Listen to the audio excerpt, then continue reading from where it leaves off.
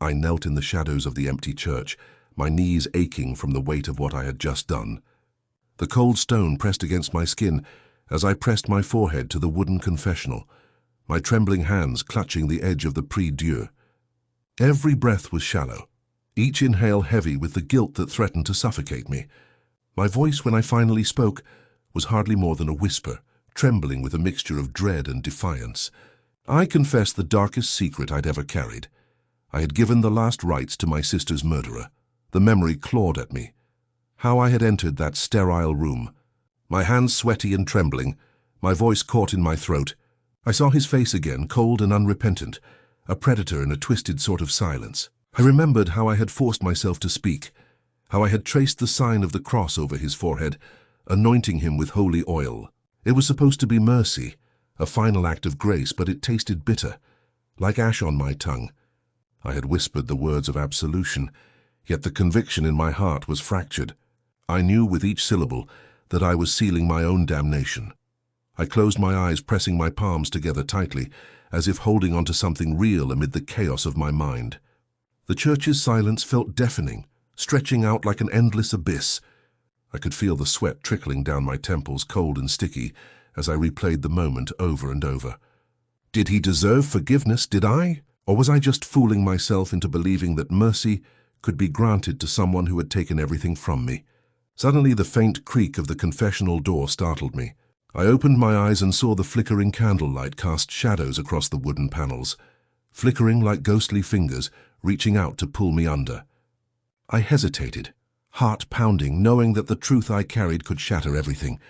My faith, my sanity, my very soul. The priest's voice, muffled but resolute, echoed from the other side, asking, "Are you prepared to confess?" I swallowed hard, my voice barely a whisper. "Yes," I managed, though my throat felt raw and ragged. I need to tell you something. Something that might change everything." My hand trembled as I reached into my pocket, pulling out a crumpled piece of paper, a confession written in haste, ink blurred from my sweat. I hesitated, the words choking in my throat, but I knew I had to say them, no matter what happened next. I couldn't carry this secret alone any longer. When I finally spoke, the words spilled out in a rush, raw and trembling, each syllable a dagger slicing through my resolve. I gave him the last rites. The man who murdered my sister. I anointed him with oil, whispered words of forgiveness, but I swear I whispered something else. I looked up, my eyes burning with regret and fury. I told him, "God won't forgive you, and I will find you in hell." The confession hung in the air, thick and suffocating. I saw the priest's eyes widen, startled by the raw intensity behind my words. I knew I had crossed a line, into darkness, into a place where mercy and justice blurred into one. My voice trembled as I added, almost as a curse, "He's out there living free, and I swear I'll hunt him down. I'll make him pay for what he did to her, and I'll do it in the name of something darker than any church can hold." A cold sweat broke over my forehead as I realized how deeply I had fallen. The words felt like a curse, yet they were the only truth I could cling to now. I clenched my fists, nails digging into my palms, fighting the flood of memories and rage that threatened to consume me. I knew I would never find peace, not until I faced him myself, or until the darkness claimed me entirely. The silence returned, heavier than before, as if the church itself was mourning the choices I had made.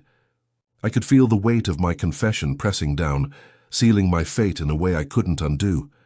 My hands clutched the edges of the confessional, trembling so violently that I feared I might shatter into pieces.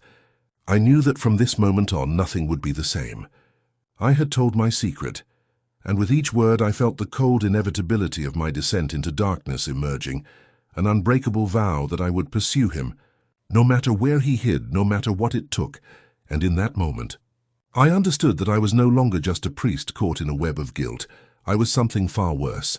A hunter, a vengeful ghost driven by a promise that would haunt me forever.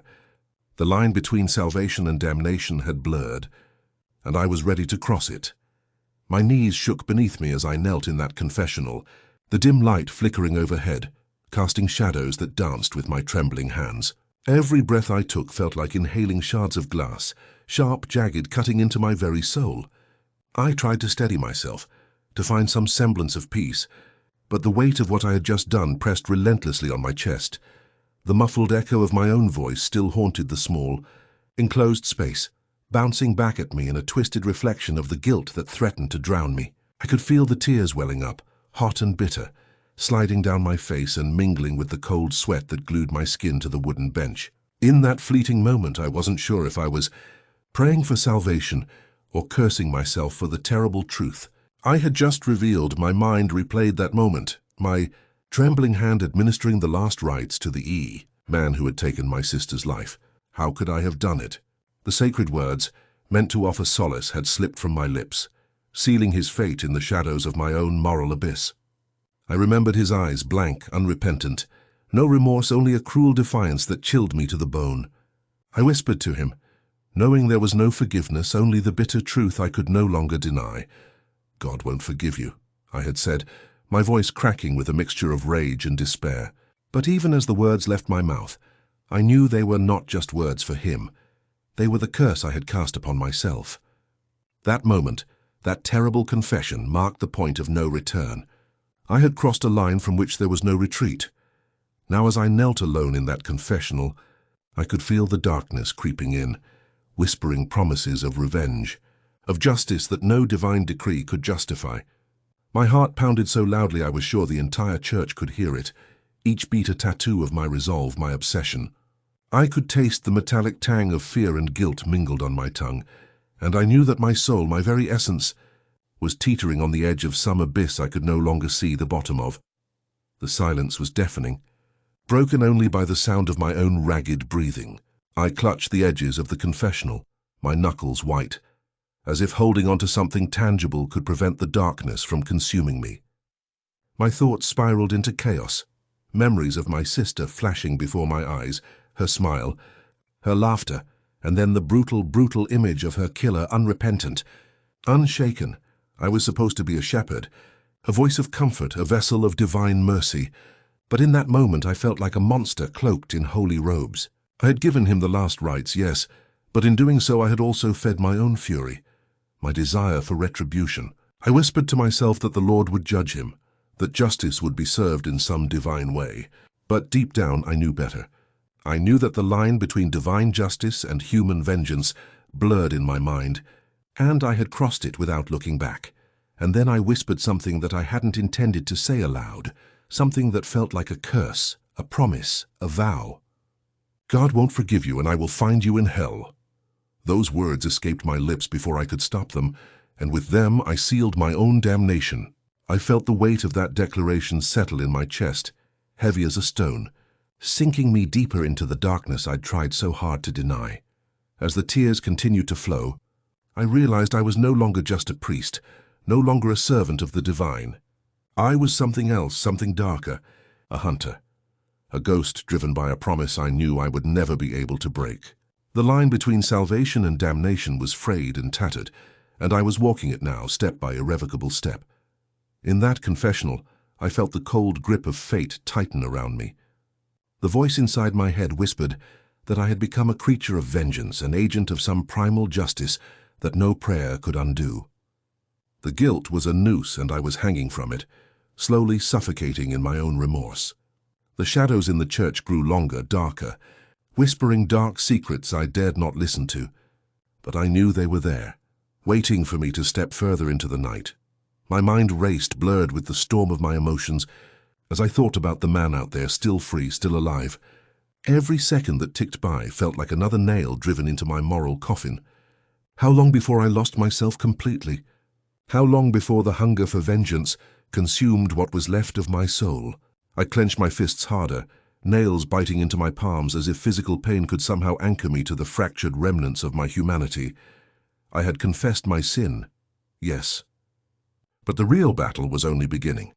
I could feel the darkness whispering, promising that it would guide me, that it would show me the way to him. I knew I could no longer pretend to be innocent. I had touched the abyss, and now I was forever changed. The tears slowed, but the ache in my chest remained. I looked up, through the confessional window, at the empty pews bathed in muted candlelight. Somewhere deep inside I understood that I was no longer just seeking justice. I was hunting the man who had destroyed my world, and in doing so I had become something else entirely. A shadow, an avenger, someone who had surrendered to a darkness that could never be fully exorcised. And as I sat there, trembling, I whispered to the emptiness around me, a vow that I knew I would carry to the grave, that I would find him no matter where he hid, and when I did, I wouldn't just punish him. I would make sure he felt the full weight of my wrath, because in my heart I knew I would see him in hell, and I would make sure he never escaped. I knelt before him, my hands trembling despite my effort to steady them. The dim candlelight flickered across his face, casting shadows that danced like demons in the corners of the room. I could feel the cold sweat pooling on my brow, the heartbeat pounding in my ears louder than the prayers I struggled to keep steady. Every breath I took felt weighted, as if carrying the burden of what I was about to do. My voice, usually so firm during those prayers, quivered beneath the weight of my secret. I whispered the last rites, each word a struggle against the storm raging inside me. I knew I was crossing a line, one I could never undo. Yet in that twisted moment, I convinced myself it was justice, not vengeance. I told myself it was mercy. But beneath the veneer of piety, a darker urge clawed its way to the surface, threatening to drown all reason. His eyes flickered with a cold, calculating glare, unrepentant and unafraid. I saw no remorse, only a faint spark of defiance that dared me to judge him. I clenched my fists tightly, nails digging into my palms, fighting the urge to scream or shake him, to shake myself. When I leaned in closer, the air thick with unspoken tension, I couldn't help but whisper the words that would seal our fates forever. "God won't forgive you, and I will find you in hell," I murmured softly, yet with a promise that echoed through the chambers of my soul. It was a vow born of pain, of rage, of a shattered heart seeking any semblance of justice in the darkness. The words had slipped out before I could think, before I could fully grasp the depth of what I was saying. But once they left my lips, I sensed the sinister truth, that I had embraced something unholy, a shadow that would cling to me. In that moment I realized I was no longer simply a priest performing a sacred rite. I had become an instrument of vengeance, a vessel for a darkness I could neither control nor fully understand. As I looked into his unrepentant eyes, I saw the reflection of my own abyss, twisted and unyielding. I wondered if he felt even a flicker of remorse, or if he was just reveling in his own wickedness, unrepentant and unashamed. The silence stretched endlessly between us, oppressive and suffocating. I felt my breath hitch, a strange mixture of relief and dread washing over me. I had given him a last blessing, but in truth I had also given myself a curse. A part of me wanted to believe that the divine would forgive, that mercy could still be found, but the darker part knew better. It had tasted the forbidden fruit of revenge, and it had become addicted to its bitter taste. As I straightened up, my hands still trembling, I looked away from him, my gaze falling on the cold stone floor.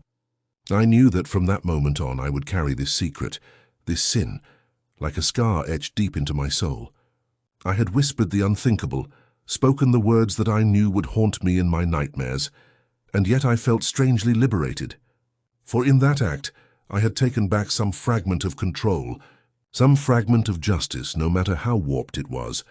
I could still hear his faint breath, the slight shuffling of his movements as he settled into his chair, unrepentant, unbroken, and I felt the darkness inside me swell, eager to claim its dominion. I wondered if I would ever be able to wash away this stain, or if I had sealed my own damnation with those words. The air grew heavy as I stepped back, clutching my rosary tightly, the beads cold against my palm. I felt the weight of my sins pressing down on me, suffocating, relentless.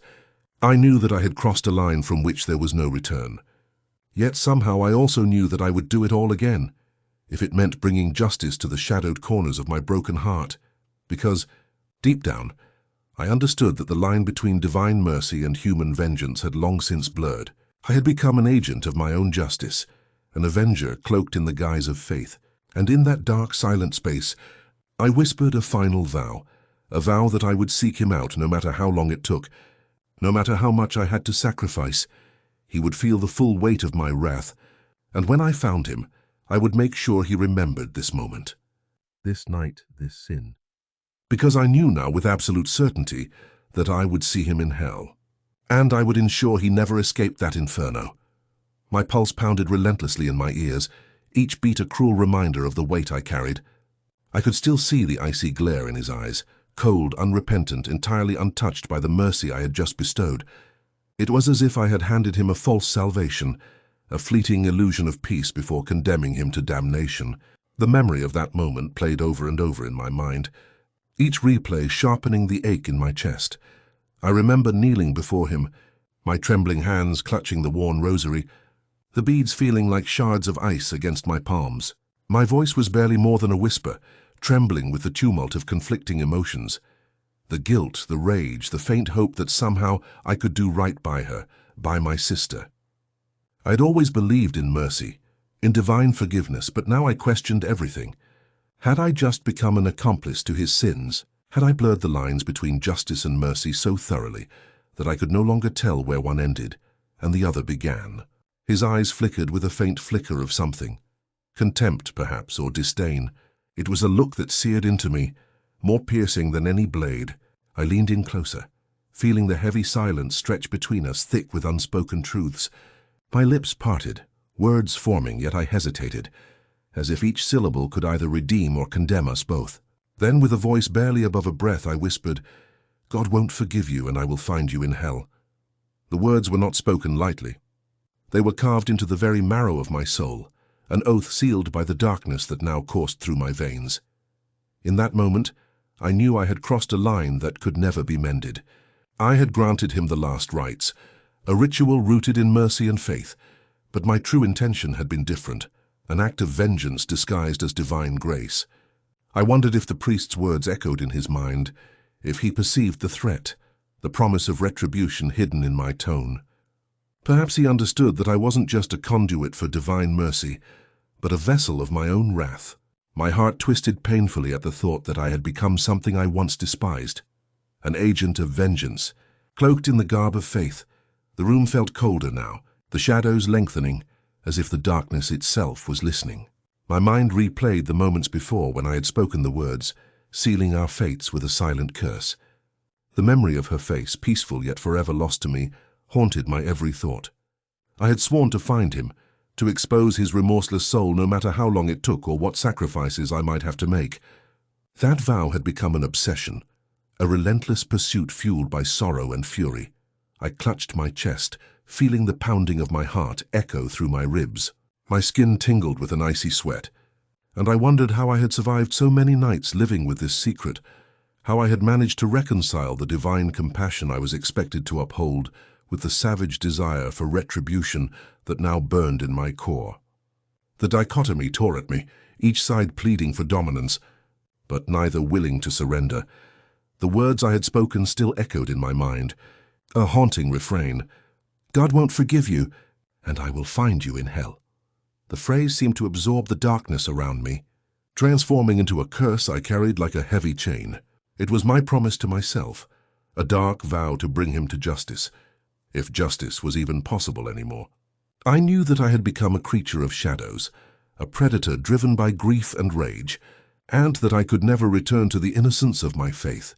As I sat there, trembling with the weight of my guilt and resolve, I wondered if I was truly the one in control, or merely a pawn of the darkness that now governed my soul. The lines between redemption and damnation blurred with each passing second. Did I believe in divine mercy anymore, or was I simply projecting my own vengeance onto a higher power?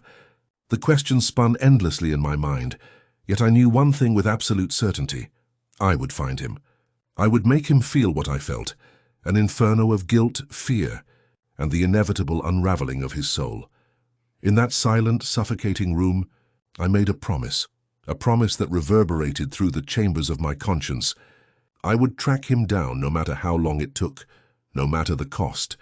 I would hunt him into the depths of hell, and when I found him, I would make sure he remembered this night, this sin, this moment of broken faith. Because in my heart, I knew that I would see him in the inferno he deserved, and I would be the instrument of his eternal punishment. The darkness inside me now felt like an extension of the shadows in that room, swirling and beckoning, whispering that justice was mine to claim. I clenched my fists, feeling the cold metal of my resolve solidify. I was no longer just a priest. I was something darker, something scarred by grief and fury, and I would carry that darkness until the end of my days, until I had fulfilled the vow I had spoken, an oath to drag his soul into the depths of hell where I knew, without a doubt, that he belonged. I knelt there, the cold air prickling my skin as my trembling hands hovered over his lifeless face. The faint glow of candlelight flickered across the grim scene, casting elongated shadows that danced mockingly around us. My breath hitched in my throat, and I pressed my lips into a thin, unyielding line. Every fiber of my being screamed with the weight of what I had just done, and yet amid that chaos of guilt and fury, I found a strange clarity. I whispered the words, almost inaudible, into the silence, more to myself than to him. God won't forgive you. The phrase hung heavy in the air, thick with unspoken accusations. My voice was barely more than a whisper, yet it felt like an explosion inside my chest. With each syllable, I felt the darkness within me deepen, twisting and coiling tighter around my conscience. My mind replayed the moment I had given him the last rites. The ritual meant to offer solace now seemed like a mockery. I had spoken the sacred words, but I knew with a sick certainty that forgiveness was beyond him, and perhaps beyond me too. My vows as a priest had been shattered, replaced by a burning desire for retribution I could no longer deny. I had crossed a line I once believed was inviolable, and now I stood at the precipice of something unrecognizable. The thought of my sister's murderer stretched through my mind like a dark ribbon wrapping tightly around my heart. I remembered her smile, the way her voice would lift in laughter, the warmth of her presence. And now her killer lay before me, a cold, unmoving shell. I had given him the last rites, yes, yet inside I felt none of the peace that supposed redemption should bring. Instead, an icy resolve had taken root. I knew I had sealed my own fate as surely as I had sealed his. A whisper of a prayer escaped my lips, faint and trembling, more an act of defiance than faith. But beneath it a vow grew louder, insidious and relentless. I promised myself then, no, I swore, that I would find him again. I would hunt him down in the depths where light dared not reach. I would drag his soul into the inferno, where the fires of punishment burned brighter than any earthly justice. The words escaped my lips, raw and unfiltered, carried on the breath of a man transformed. The thought haunted me. This obsession, this relentless pursuit. It gnawed at my soul like a ravenous beast, whispering that I was no longer a man of God, but something far darker. I imagined the blackened abyss, the flames licking at his heels, the screams that would echo through eternity. I pictured myself standing amidst that inferno, a harbinger of divine wrath, wielding the weight of my sins like a weapon. My mind coated in shadows, I could feel the cold grip of obsession tightening around me. It was no longer about justice. It was about vengeance, about making him pay for the shattered pieces of my heart, for the innocence lost, for the faith I had clung to and betrayed. The line between mercy and wrath blurred, and I felt the familiar taste of madness creeping into my thoughts. I clenched my fists, nails digging into my palms, as if I could somehow tear away the darkness consuming me. My soul felt fractured, wounded by grief and rage, yet strangely invigorated by that very pain. Each breath I took was a struggle, a testament to the war raging inside. The silence grew oppressive, yet within it I could hear the faint echoes of that vow, an unbreakable promise sealed in dread and fury. I knew that I could never undo what I had done. The ritual, the words, the promise, these were scars etched deep into my conscience. But I also knew that I would chase him through the shadows, through the depths of hell itself, until I found him, until I made him feel the torment searing through me, until he understood the depth of my wrath.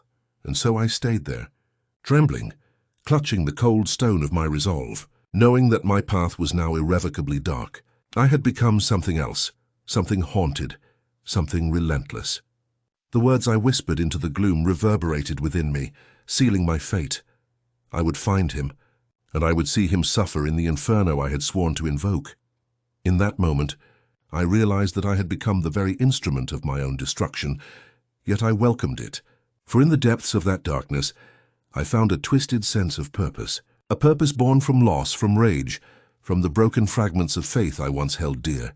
And I knew with a certainty that chilled my soul, that I would pursue him into the abyss, until the flames consumed us both, until justice, or perhaps revenge, was finally served. As I kneel in the dim silence of the confession booth, I feel my heartbeat hammering in my ears, each thud echoing the chaos raging within me. My hands grip the cold wood of the confessional, knuckles blanching as I cling to it with a desperation I can't quite contain. The memory floods in, my sister's pleading face, tears streaming down her cheeks, her voice trembling as she begged for justice, for truth. I see her again, fragile, vulnerable, her words a whispered plea that still haunts my mind. Please find him. Make him pay. I had thought at the moment of administering the last rites that I was doing what was right, what was divine. I believed that in the act of anointing his soul I was granting mercy, absolving him of the darkness that had consumed him. But beneath that surface, a gnawing doubt clawed at me, whispering that I had crossed a line, one I could never uncross. Even now I feel the cold iron of my own guilt wrapping around my throat, suffocating, relentless. My voice, when I finally whisper my confession, is barely more than a rasp. The words barely escape my lips, yet I can feel the weight of them pressing heavy on my chest. I confess not just the act of giving him the last rites, but the deeper crime, the complicity, the silent consent I gave in that moment. I had looked into his eyes, seen the darkness lurking there, and rather than turn away I had embraced the role of both priest and accomplice. My mind flashes with the image of his face, blank, cold, empty of remorse, and I realize how deeply I had fallen. As I speak, a shiver runs down my spine. I know he is listening. Him, the monster who took my sister from me, who tore into her life with reckless depravity. I remember the sound of her screams, the sight of her trembling hands reaching out for help, her voice lost in the chaos.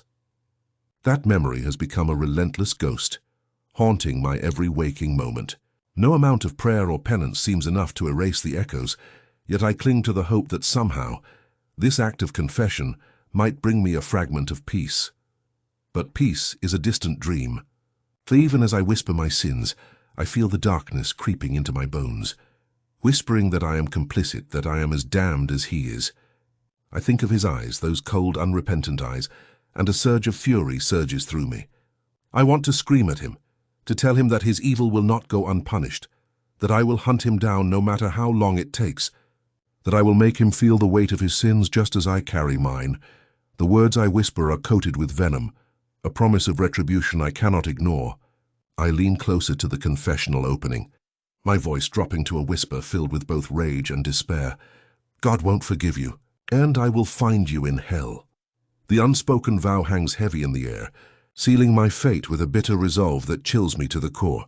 I realize in that moment that I have become something darker than I ever expected, a vessel of vengeance cloaked in the guise of faith. After I leave the confessional, my thoughts become a tumultuous storm. I replay her final plea, her tears each one a dagger piercing through my soul. I see her face as she begged for justice, her eyes imploring me to save her from the abyss. And in the quiet darkness that follows, I feel the fire of my rage ignite anew. I vow silently that I will not rest until I have found him, until I have made him feel the pain that he inflicted on my sister, until his suffering matches the torment I carry inside. The path ahead is shrouded in shadows, and I know I am walking it alone. The lines between right and wrong blur with each step I take, yet I no longer care. Justice, or perhaps revenge, has become my sole purpose. Every fiber of my being screams that I must end this, must make him pay. The guilt I carry is a heavy cloak, but I wear it with defiant pride, knowing that I am no longer just a man of faith. I am an avenger, a harbinger of the darkness he so freely unleashed. As I leave the church behind, the night swallows me whole. The wind whispers secrets I refuse to hear, but I feel its icy touch, a reminder of the chaos I have invited. My resolve hardens, and I know that the hunt has only just begun. The flame of my vengeance burns brighter with each passing moment. I am chasing shadows, yes, but I will find him in the depths of hell if I must, because in the end, that's all I have left. My burning desire for justice in a world drowned in darkness. In the dim shadows of the sanctuary, I knelt alone, my breath shallow and trembling, as I whispered the final prayers. The air was thick with the scent of old wood and lingering incense, but beneath that, I could taste the metallic tang of my own fear and guilt. My hands, clammy and unsteady, clutched at the crucifix I had clasped for years, Yet now it felt like a cold burden pressed against my chest, a reminder of the weight I carried, so heavy that it threatened to crush me entirely. I remember the moment vividly. The confession had blurred into a blur of whispered sins and half-formed regrets. I didn't want to admit how far I had fallen, how my faith had been tainted by the darkness I was about to embrace. I had only meant to confess my sins, to pour out my remorse, to seek some patch of solace in the storm. But as I stared into his eyes, those icy, unrepentant eyes, I felt something else stir within me, a twisted mixture of rage, sorrow, and a profound sense of betrayal. He sat there unmoving, like a stone carved from the coldest part of the earth. His silence was deafening, a void that echoed through my mind. I wanted to scream at him, to demand answers, to punish him for what he'd done to my sister, but I held my tongue. I knew my role. I was the confessor, the priest, the one supposed to grant forgiveness. Yet as I reached for the vial of holy oil, my hand trembled, not from doubt but from a burgeoning storm of wrath barely contained, and then I whispered it. An oath, a curse, a promise made not to him but to myself. God won't forgive you, and I will find you in hell. The words spilled from my lips, bitter and uncompromising. They were not a prayer, not a plea for divine mercy. They were a declaration of war, a sealing of my descent into darkness, cloaked in the guise of penitence. As I turned away from the confessional, my mind was a battlefield. In one part of me, a voice begged for mercy, for redemption, for the light to pierce through the shadows. But that voice was drowned out by a louder, more sinister whisper, the voice of vengeance. It echoed in my ears, urging me forward, reminding me that justice had long since ceased to be a matter of morality. It was now about retribution, about making him feel the pain he had inflicted, magnified 1,000 times over. I stepped into the night and the cool air kissed my skin, but I felt nothing. No comfort, only the cold fire that burned deeper within. Every step I took was a step closer to the abyss, yet I refused to turn back. The line between what was right and what I was prepared to do blurred with each passing second. I was no longer just a man of faith, I was an avenger, or perhaps more accurately, a vessel of vengeance cloaked in the robes of a priest. The darkness outside was thick, swallowing all trace of light and hope. The moon shrouded itself behind heavy clouds, as if the universe itself mourned what I was about to become. Still, I pressed on, my resolve hardened like steel, forged in the crucible of my grief and fury. I knew that the path I was walking was fraught with peril, each step an act of defiance against divine justice, against my own conscience. I had given my soul to the shadows that night. I had whispered that vow, sealing my fate with a single irrevocable promise. I would find him. I would make him pay. No matter the cost, whether it meant unleashing the darkness I tried to suppress or sacrificing what little remaining faith I clung to. I would see this through to the bitter end because, in the depths of my despair, I no longer sought forgiveness. I sought vengeance, and I knew that once I stepped over that line, there was no turning back. The fire inside me burned brighter, illuminating a path to a hell I was eager to confront. For my sister's memory, for the pain that had shattered my world, I would hunt him down, truth and justice be damned, and in that pursuit, I had become something else entirely, a creature born of grief and wrath, cloaked in the darkness of my own making. The shadows had claimed me, and I welcomed them, for I knew now that the only salvation I sought was in the destruction of the monster who had stolen everything from me. And in that destruction, perhaps I would find my own salvation, or lose what little remains of my soul forever. As I knelt there, trembling more from the weight of my own actions than the cold air, I felt the echo of my words reverberate within me. The words I had spoken, "God won't forgive you and I will find you in hell," hung in the air like a curse, an irrevocable seal on both our fates. My hands, once steady in prayer, now trembled uncontrollably, betraying the storm raging inside me. I stared into his eyes, cold and unrepentant, yet beneath that icy veneer, I glimpsed something else, perhaps fear, or maybe just the defiance of a man who had long since surrendered any hope of salvation. I wanted to turn away, to deny the reality I had just cemented, but my body refused to obey. Instead, I remained rooted, my mind swirling with 1,000 conflicting emotions, anger, sorrow, guilt, and a dark sense of victory. The room was silent save for the faint crackle of flickering candles, their flame casting flickering shadows that danced across the walls like ghostly memories. I could feel the heavy weight of the sacrament I had just administered, a sacred act now tainted by my own hand. I had thought in my grief that I was doing what was right, that I could offer some form of mercy even to someone who had shattered my world. But now the truth clawed its way into my consciousness. I had crossed a line I could never uncross. My mind drifted back to my sister's face, the last time I saw her, alive and full of hope. That image was burned into my memory, a constant reminder of what I had lost and what I was about to become. In that moment, I realized that the act I had just committed wasn't solely a prayer for his soul, but a curse, an invocation of darkness that I could no longer deny resided within me. The confession I made to myself now feels like a shattering, a fracture in the fragile veneer of my faith. I had believed in redemption, in divine mercy, but my actions had betrayed that belief. The words spoken aloud to him echoed in my mind. God won't forgive you. I know they are true, perhaps more true than I want to accept. Salvation for me now seems like a distant dream, obscured by the shadows of my own making. As I stand there, I feel the weight of eternity pressing down on my shoulders. The line between justice and vengeance blurs, and I wonder if I am destined to carry this burden forever. I had sought to be an instrument of divine compassion, yet I fear I have become something far darker, a vessel for wrath, a harbinger of retribution. Every prayer I uttered felt hollow, every sanctified gesture now stained with the knowledge of what I had done. In the silence that follows, I trace my fingers over my rosary, the beads cold and unyielding. I try to reconcile the sacred with the profane, but all I can feel is the hollow ache of a soul betrayed. The confession I made, those last words, are etched into my mind like a curse, sealing my own damnation just as surely as they sealed his. I wonder if I will ever find peace again, or if I am condemned to wander the darkness, haunted by the memory of that night and the unbreakable pact I unwittingly made. A part of me screams to forget, to deny the truth I have spoken, but I know it's too late for that. The words are etched into the fabric of my conscience, woven into the shadows that now envelop my spirit. I am left standing in the dim glow of candles, a broken man clutching at the remnants of faith, knowing that I have irrevocably altered my destiny, and that of the soul I once tried to save. I knelt before him, the shadows flickering across his face like ghostly whispers.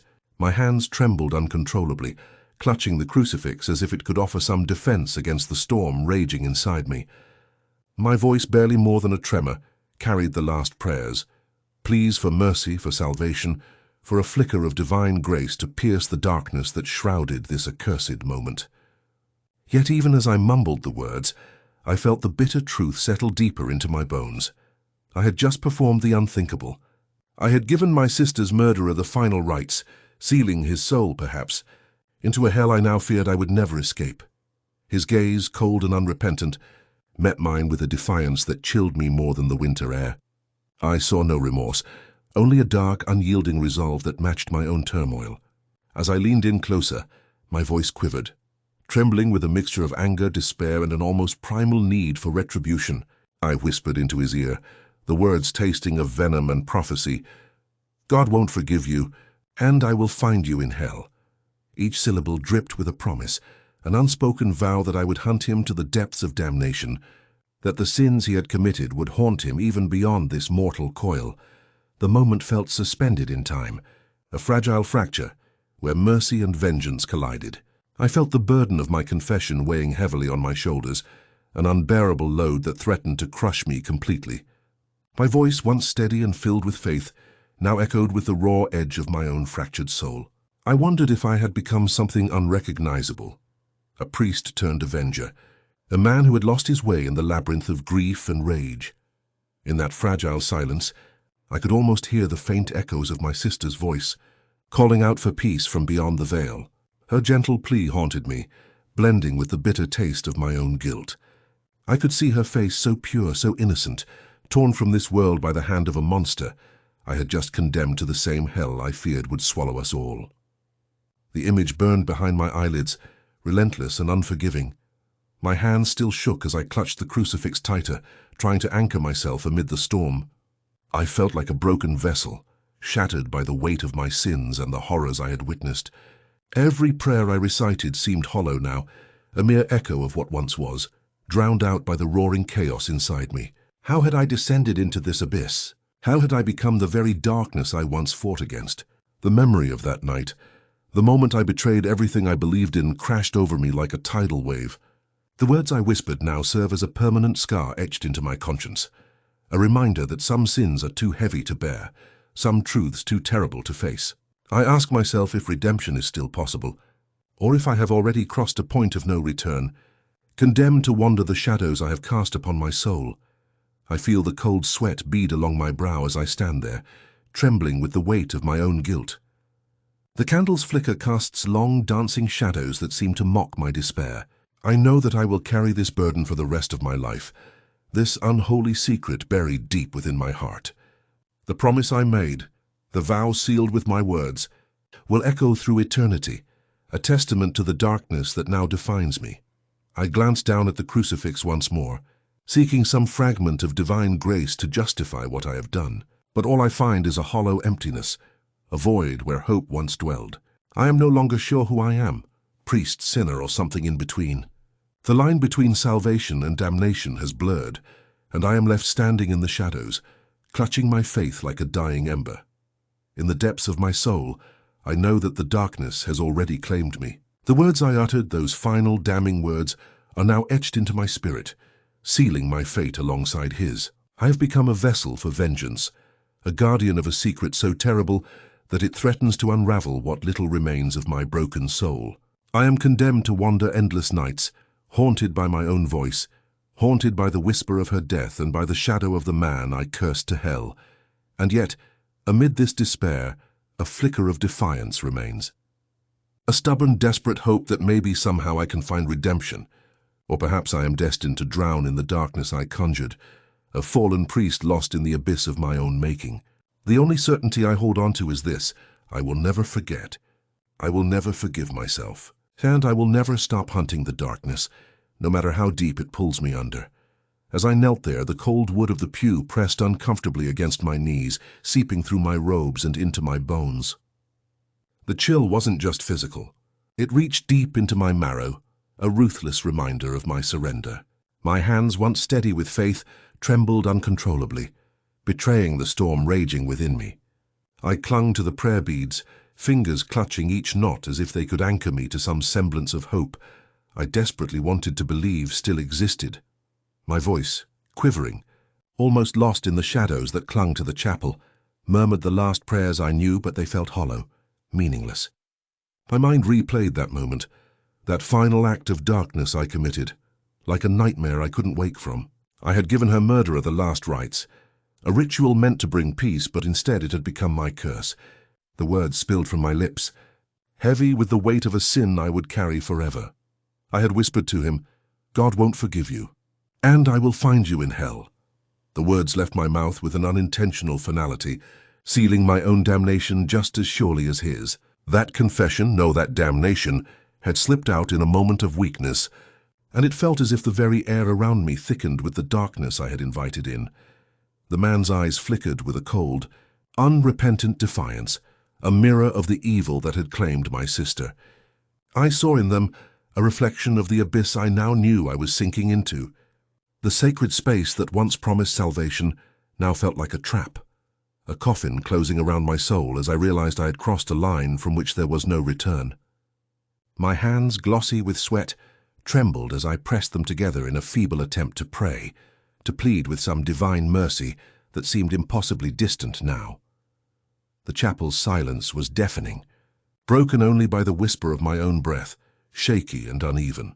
I dared not look at him again, yet my eyes involuntarily flicked toward his face, searching for some sign of remorse, some spark of redemption.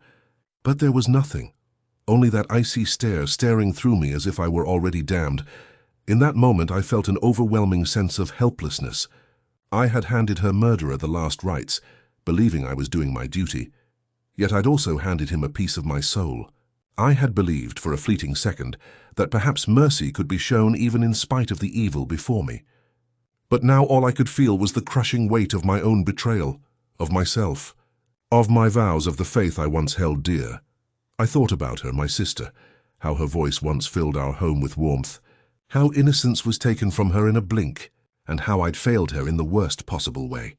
The guilt clawed at my chest, a relentless beast, gnawing at the remnants of whatever goodness I'd clung to. I wondered if the divine could forgive me for what I had done, for what I had become. A shiver ran through me as I lowered my head further, pressing my forehead against the cold wood. In that quiet, I surrendered not just to the darkness of my thoughts, but to the darkness I had unleashed. My hope for redemption had evaporated, dried up like the last ember of a dying fire. I had delivered a sacred ritual, but in my heart, I knew it was a testament to my own despair, a testament to my failure. The confession I'd made, those words so full of venom, were a symbol of my broken spirit. I had abandoned my faith that day, traded my hope for the bitter comfort of resignation. The silence around me grew heavier, suffocating as if the very walls mourned the loss of my innocence, of my purpose. I was no longer certain about anything. The existence of heaven, the mercy of God, even the salvation of my own soul. As I rose slowly, my knees protesting beneath me, I felt the weight of darkness settle firmly on my shoulders. The chapel's dim light flickered, casting long shadows that danced eerily on the cold stone walls. I stepped back, trembling, my eyes fixed on the altar as if it held some secret answer I would never find. The moment I whispered my curse, "God won't forgive you, and I will find you in hell," I sealed my own fate. Perhaps more irrevocably than his. Walking away from that place, I carried the echo of those words, like a ghost haunting my every step. The promise I made, the vow I broke, became a chain binding me to a destiny I could no longer escape. I was a priest no more, only a man consumed by darkness, a guardian of secrets I wished I could forget. I knew deep down that the abyss had already claimed me. Yet amidst the despair, a flicker of defiant resilience still blazed stubbornly within. Maybe redemption was a lost cause, or maybe it was waiting somewhere in the shadows I refused to leave behind. But I swore I would never forget what I had done, never forgive myself, and never stop seeking the darkness that had stolen my soul. Because in that darkness, I found my truth, an unshakable certainty that I would never surrender entirely. And so I walk these endless nights, haunted by the ghost of my own confession, forever chasing the faint hope that someday, somehow, I might find a spark of light to extinguish the shadow I've become. I knelt there, my hands trembling as I prepared to speak the final words that would forever stain my conscience. The dim light cast flickering shadows over his face, cold, unyielding, almost mocking. My breath hitched, not from fear but from the weight of what I was about to say. I looked into his eyes, those dark, hollow windows that reflected nothing but the depths of his unrepentant soul. My voice was barely more than a whisper when I finally gave in to the darkness that threatened to swallow me whole. "God won't forgive you," I murmured, the words slipping out like a curse. The truth, bitter and unrelenting, spilled from my lips. I saw his lips curl into a faint sardonic smile, an acknowledgement of his own darkness, perhaps, or maybe a cruel mockery of my weakness. But then, with a slow, deliberate movement, I leaned in closer, my face mere inches from his. The scent of despair and stained guilt clung to the air around us. I whispered the words that condemned not only him, but also sealed my own damnation. "And I will find you in hell."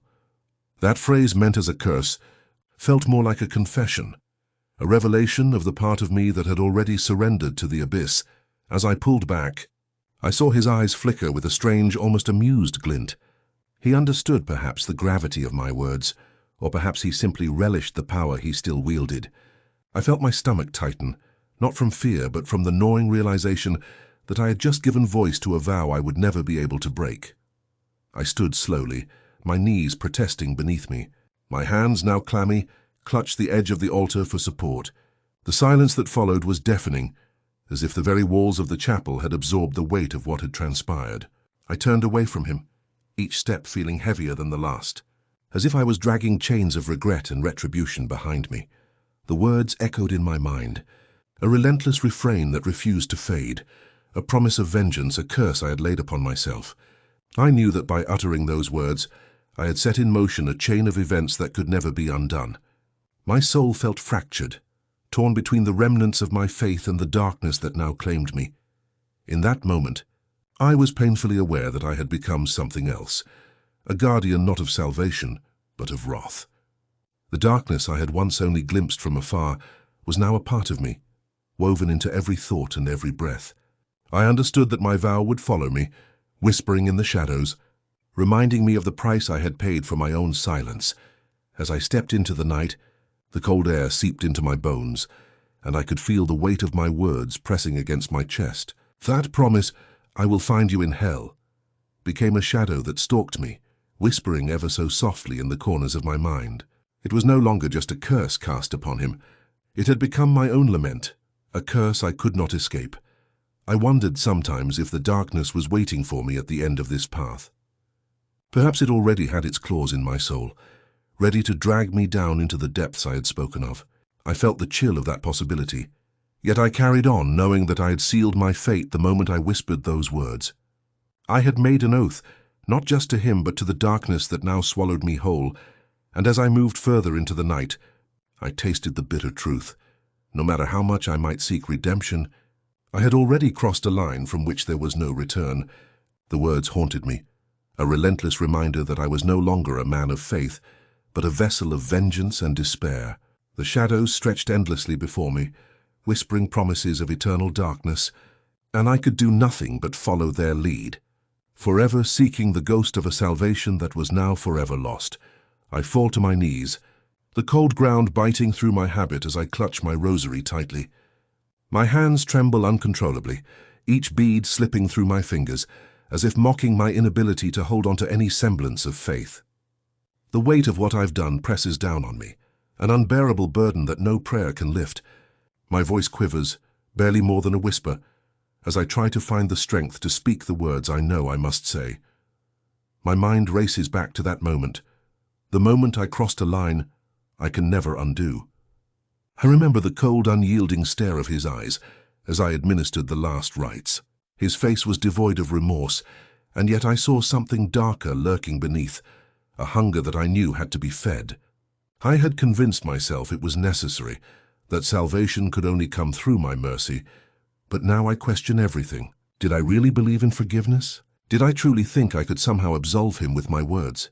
Or was I just trying to drown out the screams of my conscience? I tightened my grip on the rosary, feeling the rough texture of the beads against my fingertips. The prayer I had begun to recite earlier slips away as a surge of anger and despair swells within me. I had spoken the words, "God won't forgive you and I will find you in hell," but they echo in my mind as a relentless mantra, a curse I cast upon myself as much as upon him. The bitter truth is that I meant every word, even as doubt gnaws at the edges of my resolve. In that moment I saw his eyes flicker with a strange, almost amused defiance. It was as if he welcomed the darkness I was unleashing on him, as if he knew my vow was a gateway to my own destruction. I could feel it, a dark promise, an unbreakable pact sealed in my own blood. I'm not sure if I thought I was protecting anyone, or if I was merely trying to justify my own descent into madness. Perhaps both. Either way, I knew that by whispering those words, I had declared war on something far greater than him, on myself, on my faith, on my very soul. Tears sting my eyes, burning like fire against my skin. I can't stop them, no matter how much I try to hold back. They slide down my cheeks, hot and bitter. I feel the weight of my sorrow, the gnawing guilt that whispers I have already condemned myself, that I've lost my way entirely.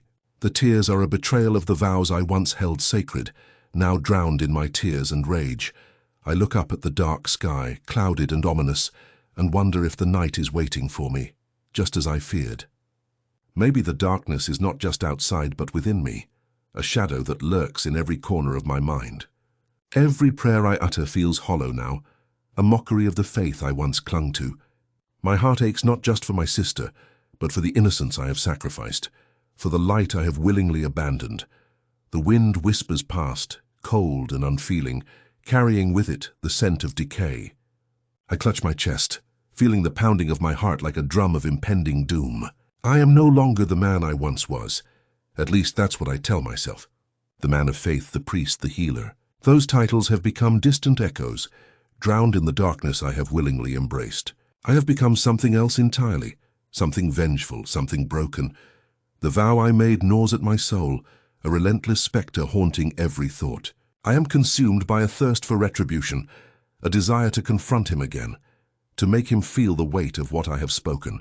I don't just want to punish him. I want to obliterate him, erase him from existence, erase the memory of the evil he has wrought. Yet deep inside, I know this pursuit is a descent into madness, a spiral from which I might never return. My mind flashes to the countless nights I spent praying for forgiveness, begging God to forgive my sins. Yet now I find myself questioning if any deity exists that could forgive the darkness I carry within. I have sealed my own fate with those words, my soul forever etched with the ink of vengeance. I have become the instrument of my own damnation, and I accept it with grim resolve. The thought of losing my peace terrifies me, yet I understand that I have already lost it. My faith, my innocence, my hope, all sacrificed on the altar of my fury. The night stretches before me, endless and unforgiving, much like the darkness that now resides inside me. I wonder if I will ever find salvation, if such a thing still exists, or if I am doomed to wander these shadowed paths forever, chasing a ghost of redemption that will never come. As I stand, trembling in the grip of my own despair, I realize that the vow I whispered is not just a curse upon him, but a prophecy upon myself. I am now part of the darkness I so despise, a creature forged in the fire of my own rage and guilt. I walk forward, not as a priest, but as a warrior of vengeance, my steps heavy with the weight of unspoken promises and the ghosts I carry. The night is silent, but inside me, a storm rages, an unending battle between the light I once knew and the abyss I have willingly entered. And in that storm, I whisper to the shadows, knowing that whatever awaits at the end of this path, I can't turn back now. The darkness has become my home, and I am its prisoner, forever seeking the shadow of salvation that I will never reach. In the suffocating darkness of the church's abandoned nave, I knelt there, my knees aching from the weight of what I had just done. The air was thick with dust and the faint scent of old incense, but beneath that, I sensed the lingering echoes of my sister's cry for help, haunting, distant, yet painfully vivid. Her trembling voice, the desperate plea for mercy, now seemed like a ghostly echo bouncing off the cold stone walls, mocking me with its silence. I remembered the moment as if it had just happened, how my trembling hands had pressed the holy oil onto his forehead, how I had whispered prayers that felt hollow, like echoes bouncing into the void. My mind replayed the scene repeatedly, her shriek of terror, her pleading eyes as he raised the knife, the frantic struggle, and then nothing. Just darkness, silence, and a profound emptiness that refused to fade. The image of her face, so full of innocence and fear, sears itself into my memory. I had seen her betrayed, helpless, and I had chosen to stand by, powerless, complicit in the very act that ended her life. The weight of that decision drags me down deeper into despair with each passing second. I had been the one to administer the last rites to her murderer, sealing his soul with my own hands. Yet I knew in the depths of my heart, I had also sealed mine. My voice had quivered as I whispered my chilling words, "God won't forgive you, and I will find you in hell." The words escaped my lips like a curse, a declaration that I knew would echo in eternity. I felt the cold sting of them settling into my bones, each syllable a brick in the prison I had just built around myself. I realized now that I didn't just condemn him. I condemned us both, entwining our fates in an unbreakable chain of darkness. The church, once a sanctuary of faith, now feels like a tomb, a monument to my own fall from grace. Its shadows swallow me whole, and I can't escape the thought that I have become a vessel of vengeance rather than forgiveness. The pride I once held as a priest, a conduit for divine mercy, has been replaced by a grim resolve that feels more like a curse than a calling. In the silence that follows, I listen to my own ragged breathing, each inhale a reminder of the life I once believed in. Now that faith feels like a distant memory, an illusion I clung to desperately, only to have it shattered by the brutal truth of my actions.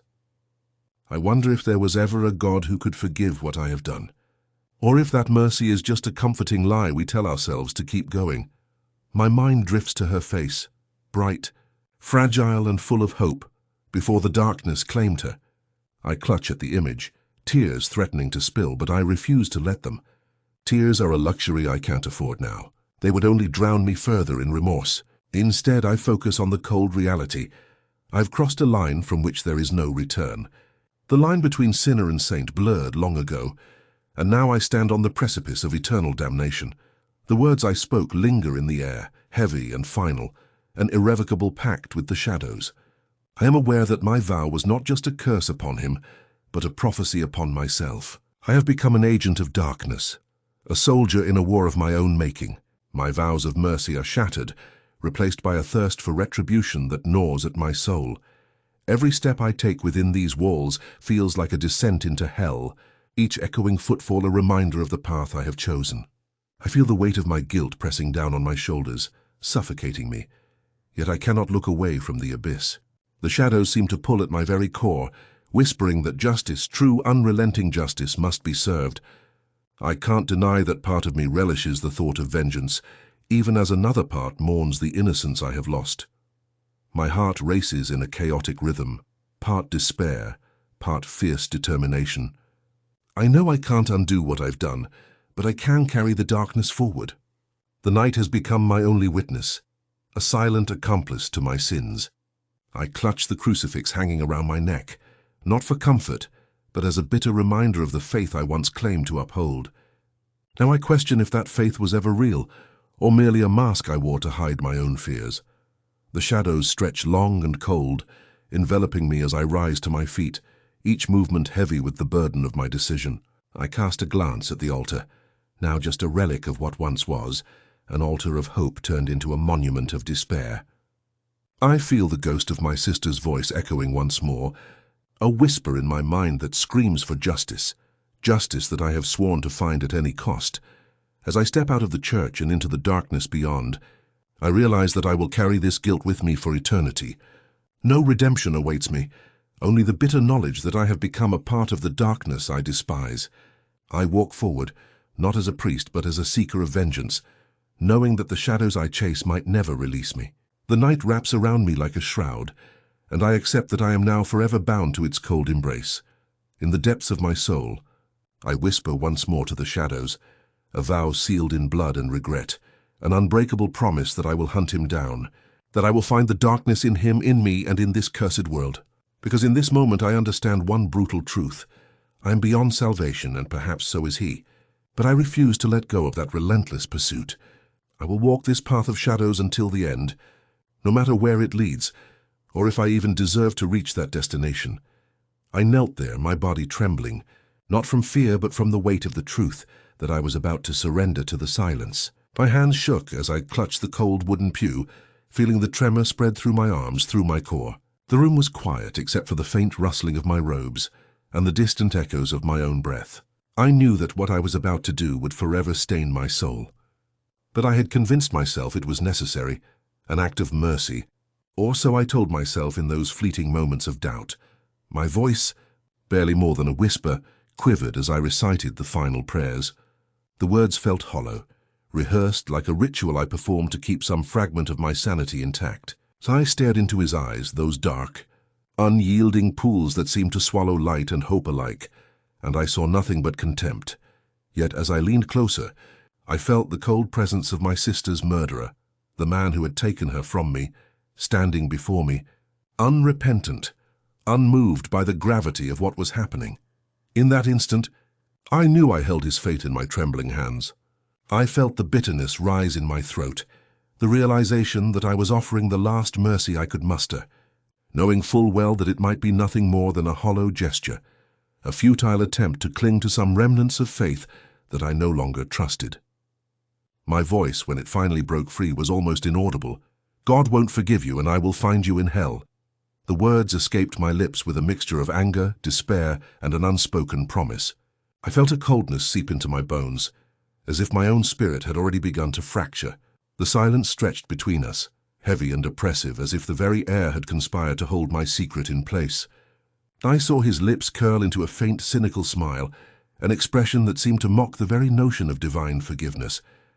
As I pulled back, the room seemed to close in on me, the shadows lengthening and twisting into grotesque shapes.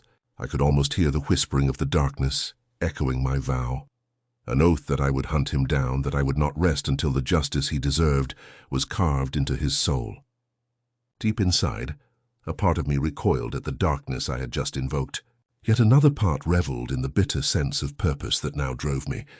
The act of uttering those words felt like tearing a piece from my own flesh.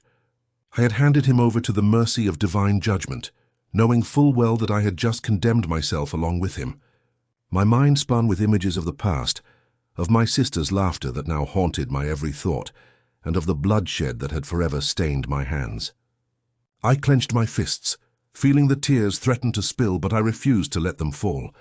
This was my cross, my burden to bear, until the end. When I finally stood, my legs felt like lead, each movement an arduous task.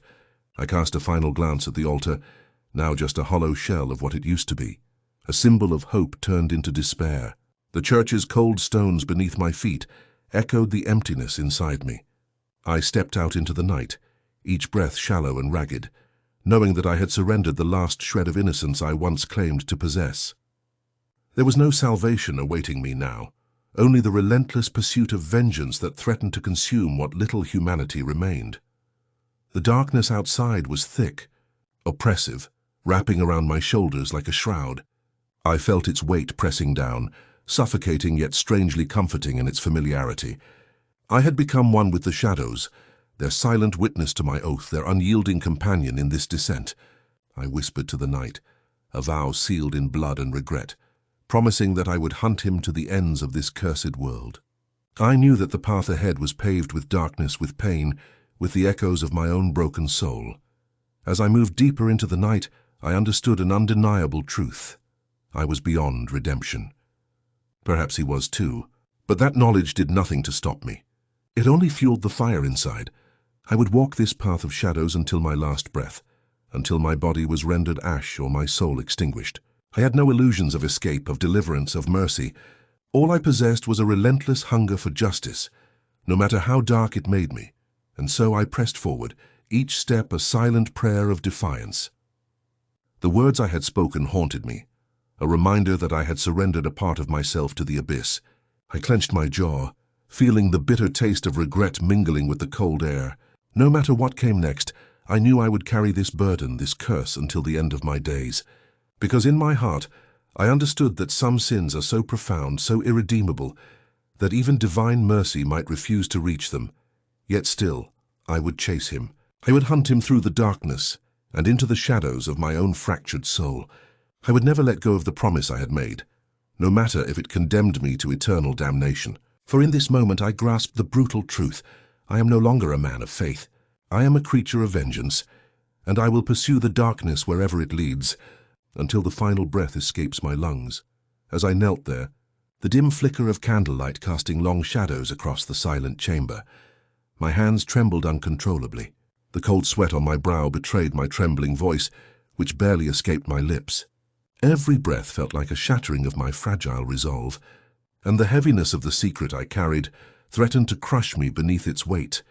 I remember how my fingers fidgeted with the crucifix hanging around my neck, an instinctive attempt to ground myself, to find some shred of divine mercy amidst the darkness I had willingly embraced.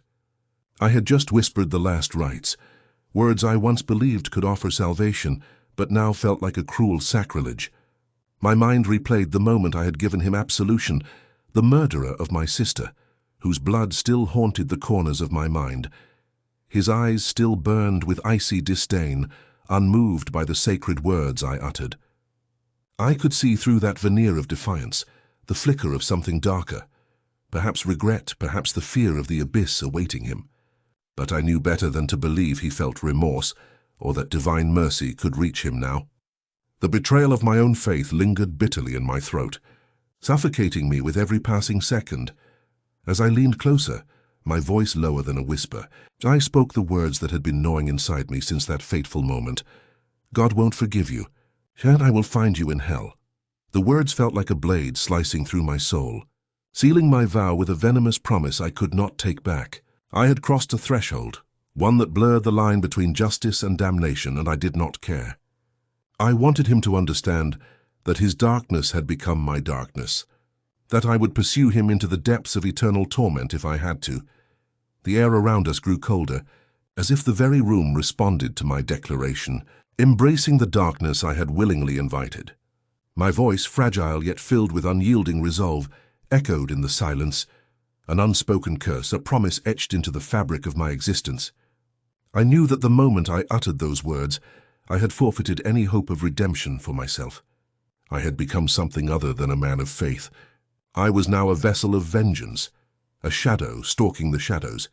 In that silence, I felt the weight of my choice settle heavily on my shoulders. The flickering candle's flame seemed to waver, mirroring my unstable resolve. Every fiber of my being screamed that I had surrendered to the darkness, that I had become an extension of the evil I sought to punish. Yet a part of me clung desperately to the bitter truth. This path was mine, carved with blood and regret, and I would walk it until my last breath. The room grew colder still, and an inexplicable sense of dread seeped into my bones. It was as if the very walls whispered warnings, warning me that the darkness I had summoned was waiting patiently for me in the shadows beyond. I could feel it, something ancient and malevolent snaking through the air, eager to claim me as its own.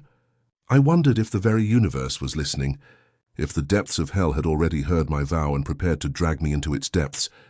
My mind spiraled into chaos, memories flashing of my sister's face, of the moment I had failed her, of the countless nights spent grappling with guilt and fury. I had thought that administering those last rites might ease my torment, that it would somehow bring peace or justice. But now I saw it for what it truly was, a pact with the darkness I could no longer deny. A shiver ran down my spine as I stood abruptly, the tremor in my limbs betraying my inner turmoil. My eyes darted around the dim chamber, searching for some sign that the darkness was merely in my mind, or that it was real. The shadows seemed to stretch and twist, reaching out like claws eager to claim their next victim. I knew then that I had sealed my fate, that my vow had set the wheels in motion. The silence pressed against me, heavy as a tombstone. I felt the weight of my decision pressing down, threatening to crush what remained of my soul. I clenched my fists, feeling the cold metal of my ring bite into my finger, a token of the vows I had broken, of the innocence I had lost. The bitter taste of regret flooded my mouth again, mingling with the metallic tang of my own despair, and yet, despite it all, I refused to turn away. I would chase this darkness into the depths of hell itself, into the fires that forge eternity. I had declared my intention, sealed my curse, and now I needed to live with the consequences. The shadows beckoned, whispering promises of retribution, and I knew I had no choice but to follow, no matter where they led. As I stepped back into the night, the cold wind biting into my flesh, I felt the weight of my vow settle into my bones. I had crossed a line from which there was no return. The darkness had claimed a part of me, and I welcomed it. Because in this twisted pursuit of justice, no vengeance, I had become something unrecognizable, something irredeemable. And somewhere deep inside, I understood that I would carry this burden forever. That the words I had spoken, the darkness I had embraced, would follow me into eternity. I would hunt this man through the shadows into the depths of despair, until my last breath or his. The night was my ally now, the silence my witness. I was no longer a priest, no longer a man of faith. I was a creature forged in darkness, and I would embrace it until the bitter end. I sit alone in the dim glow of my small, cluttered office, the shadows dancing across the walls like ghosts of my past. The image of that cold, impassive face haunts me, him, etched into my memory with a clarity that refuses to fade. His eyes, devoid of remorse or emotion, stare back at me, daring me to forget, to forgive, to let go. But I cannot. I will not. The night I confessed to that terrible act still echoes in my mind, as if I had screamed it into the void. The moment I, a man of faith, crossed a line so dark I wonder if I can ever find my way back. I remember the trembling in my hands as I administered the last rites, the voice I struggled to keep steady, whispering words I never thought I'd say, words that sealed my descent into darkness. I remember the way his eyes flickered with a cold, almost amused defiance, the way the silence stretched between us, heavy and oppressive. I felt the weight of my decision pressing down, threatening to crush the last remnants of my soul. The scent of incense clung faintly to my skin, a cruel reminder of the priest I once was. Now that memory feels distant, almost a foreign echo drowned out by the pounding of my own heartbeat. I knew in that moment that I had given him something he didn't deserve, something I should have refused. I cursed myself for that, for the weakness that led me to whisper the words I thought I'd never say. And yet, despite the darkness that consumed me, I felt an unyielding resolve hardening within my chest. I promised myself that no matter the cost, I would find him. I would hunt him through every shadow, through every corner where light dared not enter. The vow I made that night was not born out of hatred alone, but out of a deep, gnawing need for justice. Or was it vengeance? I often ask myself that question, but the line blurs with each passing day. I tell myself I do this for her, for my sister, whose blood stains my hands even now. But in truth I do this for me, a fractured man clawing his way back from the abyss. My mind drifts back to his face, still etched in my memory with alarming clarity. His cold stare, that impassive mask, hiding whatever darkness lurked beneath. I wonder what fuels him, what keeps him alive in that state of detachment. Does he see me as a threat, or simply as another obstacle in his path? I know he won't make it easy. He's calculating, methodical, almost delighted by the chaos he's sown. I have to admit there's a strange comfort in that. It means he's alive, still playing his game, still resisting the inevitable. I wonder if he sleeps, if he dreams of escape, or if he's already resigned himself to the darkness. I hope he fears it, because I will bring him to the edge of that abyss and I will push him in. How many nights have I lain awake, haunted by the image of his face? How many times have I seen his cold, unfeeling eyes when I close mine? Each time I remind myself that I can't let him win, that I must be relentless, that my faith, once my shield, has now become my sword, though I often wonder if I've become something else entirely, something unrecognizable even to myself. The words I spoke that night still echo in my mind. God won't forgive you, and I will find you in hell. I said them with a conviction born of anguish, of a soul torn between salvation and damnation. I know the divine wouldn't approve, wouldn't forgive such a vow. But I didn't care. I felt that darkness rising within, a primal part of me I had tried to suppress for years. Now it's all I have left. Sometimes I question whether I am still a man of faith, or if I've become a vessel of vengeance disguised as justice. The distinction blurs, and I wonder if I ever truly knew who I was. The church's prayers seem distant now, hollow echoes that no longer reach me. So instead I hear only the whispering voice of my own fury, fueling my pursuit. In this relentless chase I am acutely aware that I walk a thin line. One misstep, and I risk losing what's left of my humanity. But I've already lost so much. The guilt, the shame, the broken vows, they cling to me like a second skin. I carry them everywhere, a heavy burden that drags me deeper into the darkness I've embraced. Each step I take is heavy with purpose. I know I must find him, that monster who stole my sister's life and shattered my faith. I swear I will look into his eyes again, and when I do I will not flinch. I will confront him with everything I've become, cold, relentless, and unyielding. And when I finally face him, I will remind him in the cruelest way possible that I am no longer a priest, no longer a man of mercy. I am a hunter now, consumed by a darkness I can't outrun. And as I think of that moment, I realize something unsettling. The darkness has already taken root inside me. It no longer lurks in the shadows. It has become a part of my very being. I am forged in it now, as unbreakable as steel, as unchangeable as the grim resolve burning in my soul. I will find him no matter the cost, and when I do I will make him pay for everything. I swear it to myself amid the silence of this empty room. Because the night has become my accomplice, and the darkness my only witness. The line I crossed has vanished behind me, and I walk forward into the shadows. No longer a man seeking redemption, but a creature birthed in vengeance. And I will embrace that darkness until the bitter, inevitable end.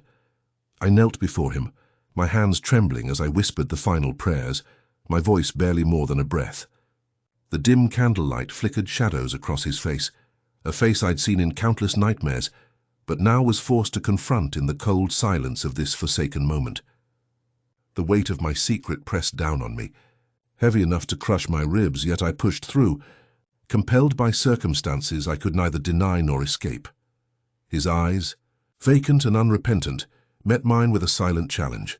I saw defeat in his glare, but also a strange flicker of defiance, something unbroken, something that refused to surrender, even as I cast the sacred oil upon his forehead. My voice faltered just for a second as I recited the words that had once meant salvation, mercy, forgiveness. But now they tasted bitter on my tongue. The irony gnawed at me. I was performing the ritual of absolution for the man who had stolen my sister's life, for a soul that deserved nothing but damnation, and as I finished, I leaned in closer, so close that my breath mingled with his. The cold, unfeeling stare they'd always carry now seemed almost mockingly dismissive. I whispered something that echoed in the hollow chamber of my mind, a promise I knew I could never take back. God won't forgive you, and I will find you in hell. The words escaped my lips like a curse, a declaration of war, a final act sealing my descent into something darker than I ever imagined I could become. In that moment, I felt a shiver run down my spine, not from fear, but from the chilling realization that I had crossed a line I'd once believed was sacred. That line between mercy and vengeance had long since dissolved beneath the weight of my grief and rage. Now I was a vessel for a different kind of justice, one forged in blood, in silence, in the unbreakable resolve to see him pay. As I pulled back, I saw the flicker of a smirk, so faint it was almost a ghost, dancing across his lips before he was swallowed by the darkness. I knew then that my actions had sealed my fate. I had become part of the very abyss I'd sworn to fight against. The confession left my lips, but it was more than words. It was a curse, a pact. The seed of my own damnation was sown in that moment, and no prayer, no plea for forgiveness could undo it. I rose slowly, my limbs heavy with a mixture of relief and dread. My hands still trembling, clenched into fists as I looked down at him, at that pale, unrepentant face. I had given him the last rites, yes, but in reality I had handed him over to the darkness. I had made peace with the fact that my salvation was now lost, replaced by a relentless hunger for vengeance. Every step I took away from that room echoed with the weight of my decision. The silent vow I made wasn't born out of hatred alone. It was born out of a desperate need to feel that I had done something, anything that could restore some semblance of justice. Yet deep down I knew that justice was a fleeting illusion. What I had truly embraced was a hunger that would gnaw at my soul until the end of my days. The shadows seemed to cling to me as I moved through the empty corridors, whispering promises of retribution. I could feel them wrapping around me, tightening like a noose, urging me onward. The dark had become my only companion, and I welcomed it, knowing that I no longer needed light to see my path. I had become a creature born of vengeance, forged in the heat of my grief and fury. Looking back, I realized that in that cold, consecrated space, I had sealed my fate. The act of giving that man his last rites wasn't an act of mercy. It was a surrender, a release of the last shreds of my humanity. I had acknowledged my descent, embraced the blackened core of my being, and in doing so, I had declared war on the remnants of my conscience. Now as I walk further into the night, I carry that vow etched into my heart, sealed with my blood. I will find him. I will make him pay. And when I do, I won't just punish his body. I will burn away every ounce of mercy I once clung to, because mercy is a weakness I can no longer afford. The darkness inside me is no longer something I fight. It has become me. It is my armor and my curse, my salvation and my damnation, and I will wear it until the bitter, inevitable end. There is no turning back now. The line has been erased, and I am no longer a man seeking redemption. I am an instrument of vengeance, and I will see this through, no matter what price I must pay. In the silence of that empty church, I knelt before him, the air thick with something heavier than dust, guilt, perhaps, or the weight of my own betrayal. My hands trembled as I pressed them to the cold wood of the pew, and my voice when I spoke felt fragile, almost lost amid the hollow echo of the sanctuary. I had just whispered the last rites over a man who had taken everything from me, and yet even now, I questioned whether I had truly done the right thing. The words slipped from my lips almost involuntarily. God won't forgive you, and I will find you in hell. It was more than a curse. It was a promise, etched into the very fabric of my soul. I felt the cold shiver of them, as if I had cast a spell, sealing his fate and mine at once. That night, the church's silence did little to drown out the roar of my own thoughts. They hammered at the inside of my skull, relentless and unforgiving. As I rose, my knees trembling slightly beneath me, I became acutely aware of the darkness that had begun to seep into my thoughts, creeping like tendrils of smoke curling from a dying fire. I had always believed in redemption, in mercy, but now something had shifted. That act of mercy, that final gesture of faith, had been a surrender. I had laid aside my sense of justice and morality, surrendering to an abyss I'd never truly acknowledged before. The words I whispered still echoed in my ears, not as comfort, but as a burden. They marked me, an indelible scar carved into my conscience. I wondered if the man's eyes, cold and unyielding, had seen through my act of faith, recognizing it for what it was, a final act of despair. Did he understand that I was handing him over, not to the mercy of God, but to the darkness I carried within? And did he care? The thought gnawed at me, an unshakable truth that I could not dismiss. I had crossed a line, one I could never uncross. The church's altar, once a symbol of hope, now felt like a graveyard of my innocence. The priest's robes, once comforting, had become a shroud, wrapping me in a darkness I had only just begun to accept. In that moment, I realized that my soul was fractured, splintered into shards of anger, grief, and something darker I refused to name. I had given him the last rites, yes, but I had also given myself permission to pursue him, to hunt him down in the shadows of the world outside.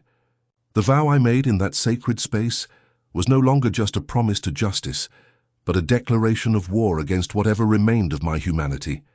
Every step I take now feels weighted, as if the ground itself resists my presence. I am haunted not by the man's face, but by the echo of my own words, an affirmation that I am no longer a man of faith, but a harbinger of judgment. I clutch the memory of that night like a talisman, a reminder that I have chosen this path, that I have embraced the darkness that had always lurked beneath the surface. My mind flashes back to that moment, the whisper, the silent prayer, the finality in my voice, and I realize that the church's silence was not just the absence of sound, but the silence of my own soul. I had spoken the words that would define my new existence, a relentless pursuit, a relentless vengeance. Mercy, I now see, was a weakness I could no longer afford. To forgive would be to surrender, and I could never surrender again. The shadows are my allies now, cloaking my steps as I move through the night. They whisper promises of retribution, of fire and fury, of a reckoning long overdue. I feel their cold embrace, and I welcome it. It's become part of me, my armor, my curse. I am no longer bound by human mercy or remorse. I am an instrument of divine judgment, forged in the crucible of loss and rage. As I walk deeper into the darkness, I carry that vow, the bitter truth that I will find him. And when I do, I will not simply punish his body. I will burn away every fragment of mercy, every shred of compassion I once had.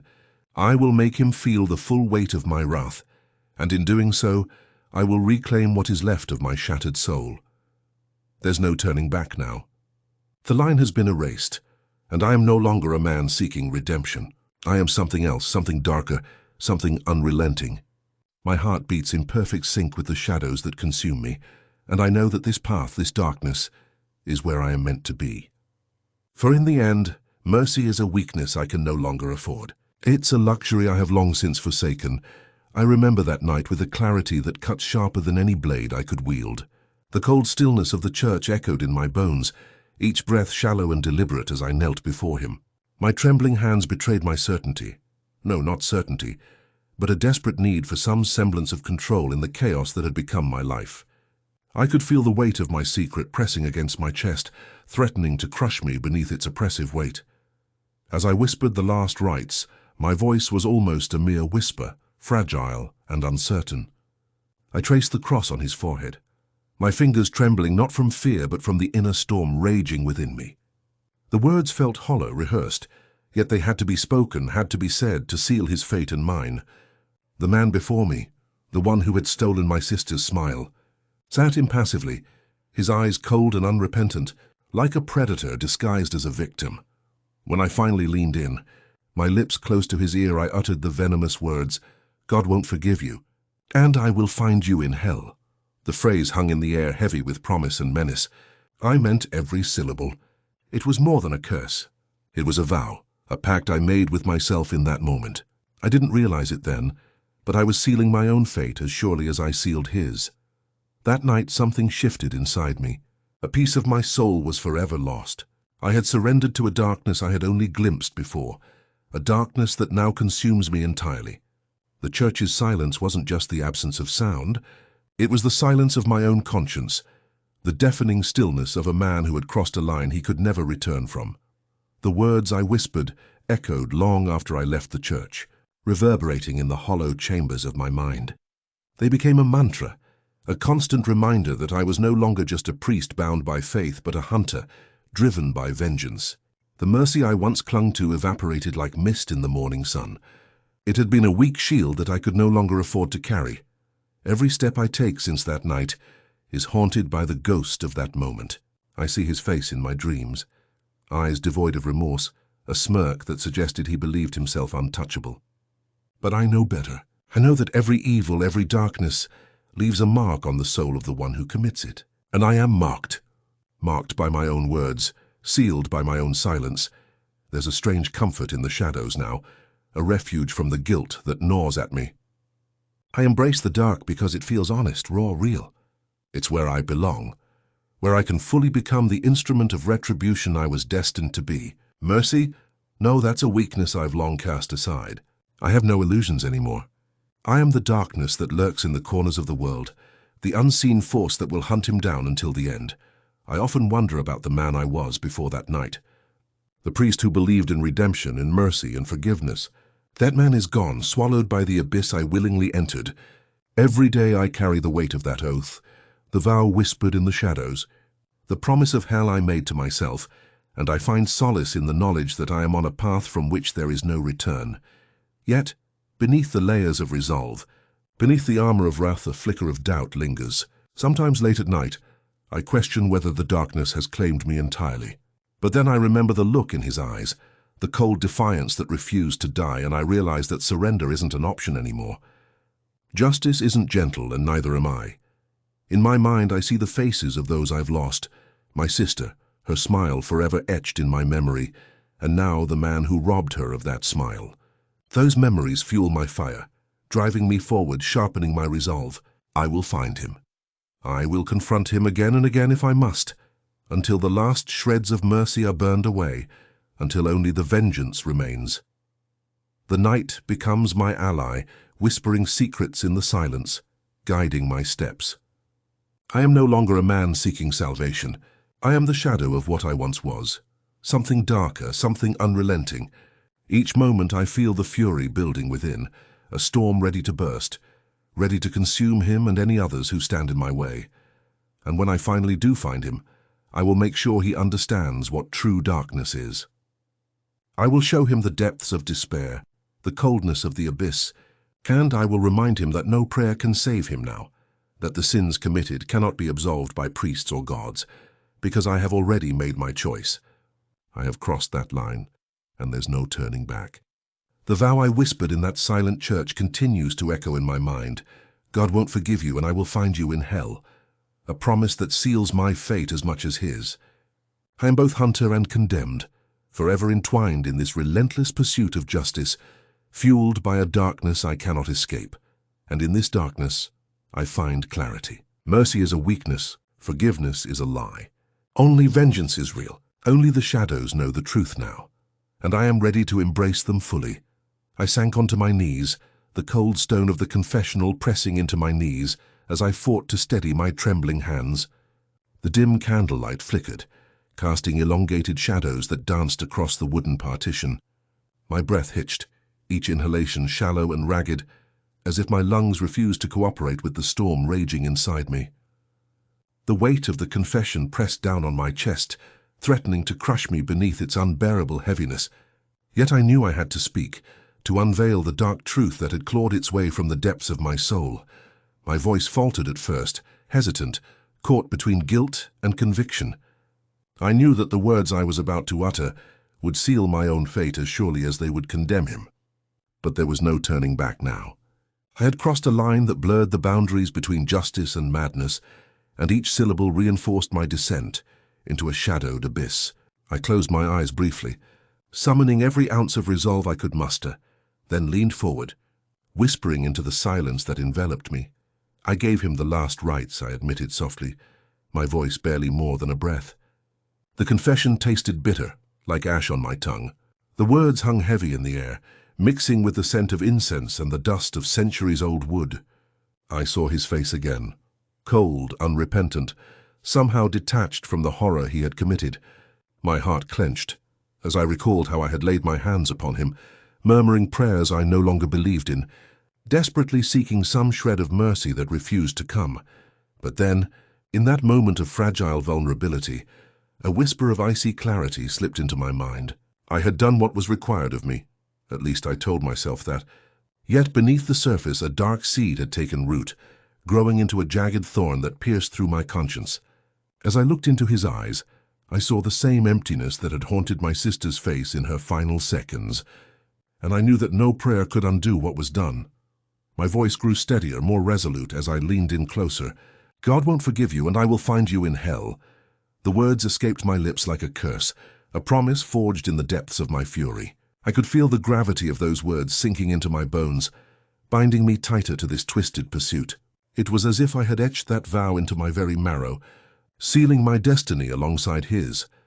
I watched his expression shift, a flicker of something, perhaps fear, perhaps defiance, before it was buried beneath the cold mask he always wore. I wanted him to understand the depths of his darkness, to feel the weight of my wrath. I wanted to strip away his illusions of salvation, to drag him into the hellfire I had ignited within myself. There was no room for mercy in this chamber of shadows, only the relentless truth that vengeance was all that remained. As I withdrew from the confessional, my hands trembled uncontrollably, not from fear, but from the storm of emotions that threatened to consume me. The vow echoed again, resounding in my mind, a haunting reminder of what I had become. I was no longer a man of faith. I was a hunter cloaked in despair, chasing a ghost of justice that had long since twisted into obsession. The corridor outside was silent, save for the faint rustling of the wind through narrow cracks in the stone walls. I felt the darkness seep into my bones, wrapping around me like a shroud. I knew that by confessing, I had opened a door to a realm from which I might never return, where the line between morality and madness blurred into oblivion. My heart pounded with a reckless rhythm, each beat a countdown to the moment I would finally face him again. The shadows beckoned, whispering promises of retribution and finality. I clung to the bitter truth that I had already embraced my own damnation. Forgiveness was a lie, mercy a weakness I could no longer afford. All that remained was the relentless pursuit of a justice that had long since turned into an uncontrollable obsession. In that darkness, I found a strange clarity. The world had lost its meaning, replaced by a relentless hunger for retribution. My soul felt fractured, each shard reflecting the chaos that roamed within.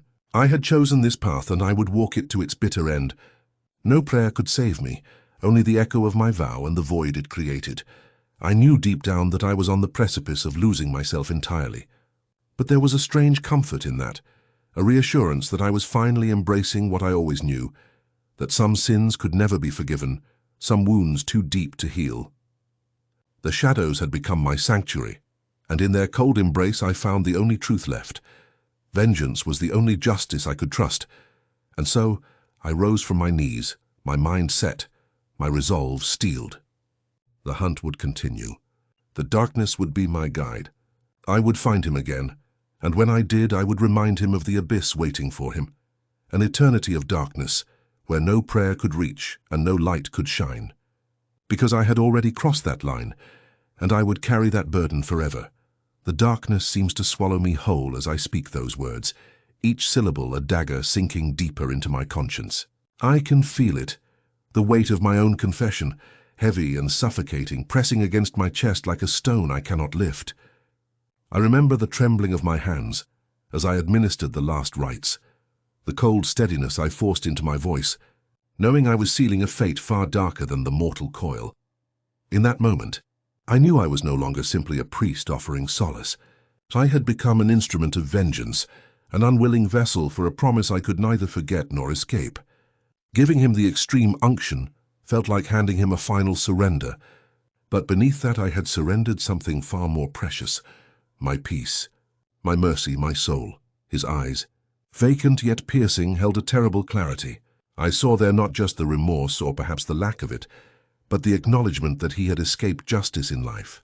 Still, I couldn't shake the feeling that he knew something I refused to see. That in some twisted way, he had already begun to claim his eternity. I leaned closer, my lips trembling, my mind racing with the darkness that had taken root in me, as I whispered, "God won't forgive you, and I will find you in hell." I felt the words ricochet through my body, echoing in every corner of my being. I cursed myself for the weakness that led to this moment, for the fragile hope that maybe, just maybe, mercy could still be granted. But mercy had died long ago, replaced by a bitter resolve that clawed at my insides, desperate to surface but never finding its voice. That vow, unspoken but understood by both of us, sealed our fates. I saw the flicker of something, fear, defiance, resignation in his eyes. It didn't matter. Nothing mattered anymore. Not his trembling, not his silent plea, not the prayers I had once believed in. The shadows around us thickened, swallowing the faintest flicker of light, and I knew I had crossed a line, one from which I could never return. In that cold silence, I felt my spirit fracture further. I had handed him over to darkness, but in doing so I had also surrendered a part of myself to the abyss. The bitter taste of that realization lingered on my tongue, suffocating yet strangely comforting. Because I was no longer a man of faith, only a vessel of vengeance doomed to walk this shadowed path until the end. I recall the moment I stood up, my limbs heavy, my mind spinning with 1,000 unspoken doubts. The confession had been a release, but also a curse. Every prayer I uttered afterward seemed hollow, each one a reminder of the sins I'd committed in the name of justice. My heart, once full of compassion, now beat with a relentless fury that no prayer could quell. As I turned away, the darkness seeped into me deeper, whispering promises of retribution. I felt it, an unshakable certainty that I would find him again, that our paths would cross once more in this life or the next. And when that moment arrived, I would remind him of the abyss he had summoned, a never-ending darkness where no light could save him, where mercy was a myth and only the cold, unforgiving shadow remained. Inside, I wrestled with myself, questioning whether I had become something I despised, whether the line I'd crossed irreparably stained my soul. But in the depths of my despair, I knew the truth. I had already lost my innocence long ago. The act of giving him the last rites was no longer a sacred ritual. It was a pact with my own darkness, a promise to never let go of the vengeance that now defined me. I clenched my fists, feeling the roughness of my knuckles, the tremor in my grasp. The echoes of my words haunted me, an eternal reminder that I had handed him over to the chaos, sealing my own fate in the process. There was no redemption waiting for me now, only the endless pursuit of a ghost that refused to rest. The shadows stretched further, wrapping around me tighter, whispering that I was finally free from the shackles of mercy. I welcomed them, because in this darkness I found a strange clarity. The world, with all its love and forgiveness, had long since turned to ash. Only the bitter resolve remained, sharp, unyielding, and ultimately mine. I knew I would carry this burden forever. The vow I whispered in that haunted silence would echo in my mind until my last breath. I would find him again, no matter how long it took, and when I did, I would remind him of the abyss that awaited. Because I had already stepped over the threshold, my soul forever stained, my purpose clear, and in that realization, I found my final truth. Vengeance is the only justice I can trust now. Mercy is a ghost I can no longer chase. The darkness has become my sanctuary, and I will walk this path haunted and unrepentant until the end of days. I remember the moment vividly, as if it were etched into my bones. My knees buckled beneath me, trembling with a mixture of rage and despair I could scarcely contain. The air around us was thick with silence, heavy with the weight of what I was about to do, what I had already done. I clutched my rosary, knuckles white, as I leaned in close to him, feeling the coldness of his skin, the hollow stare of his eyes that had once been full of life, and now only reflected the pitiless darkness that consumed him. My voice, usually steady and composed in prayer, faltered as I whispered the final words. I knew what I was about to say would mark me forever, yet in that moment, I was numb, detached from the sacredness of the ritual, my mind only obsessed with one thought: justice or perhaps vengeance dressed as mercy. I cupped his face with trembling hands, my fingers trembling not from hesitation, but from the storm raging within me. I looked into his eyes, and for a fleeting second, I saw not a monster but a broken man, someone who had torn my world apart. The memory of my sister's laughter, her gentle voice, her innocence that he had snuffed out in a single brutal act, those images surged through my mind like a tidal wave. I swallowed hard, knowing that this act, this final blessing I bestowed, was more than a ritual. It was a curse, a dark pact I made with my own soul. As I whispered the words, "God won't forgive you and I will find you in hell," I felt the cold certainty settle in my chest. The words slipped from my lips like a blade, slicing through any remnants of mercy I might have once claimed. My voice was barely more than a whisper, yet it carried the weight of 1,000 unspoken promises. I meant every syllable, every vow to hunt him down, to drag him into the depths of the abyss where he belonged.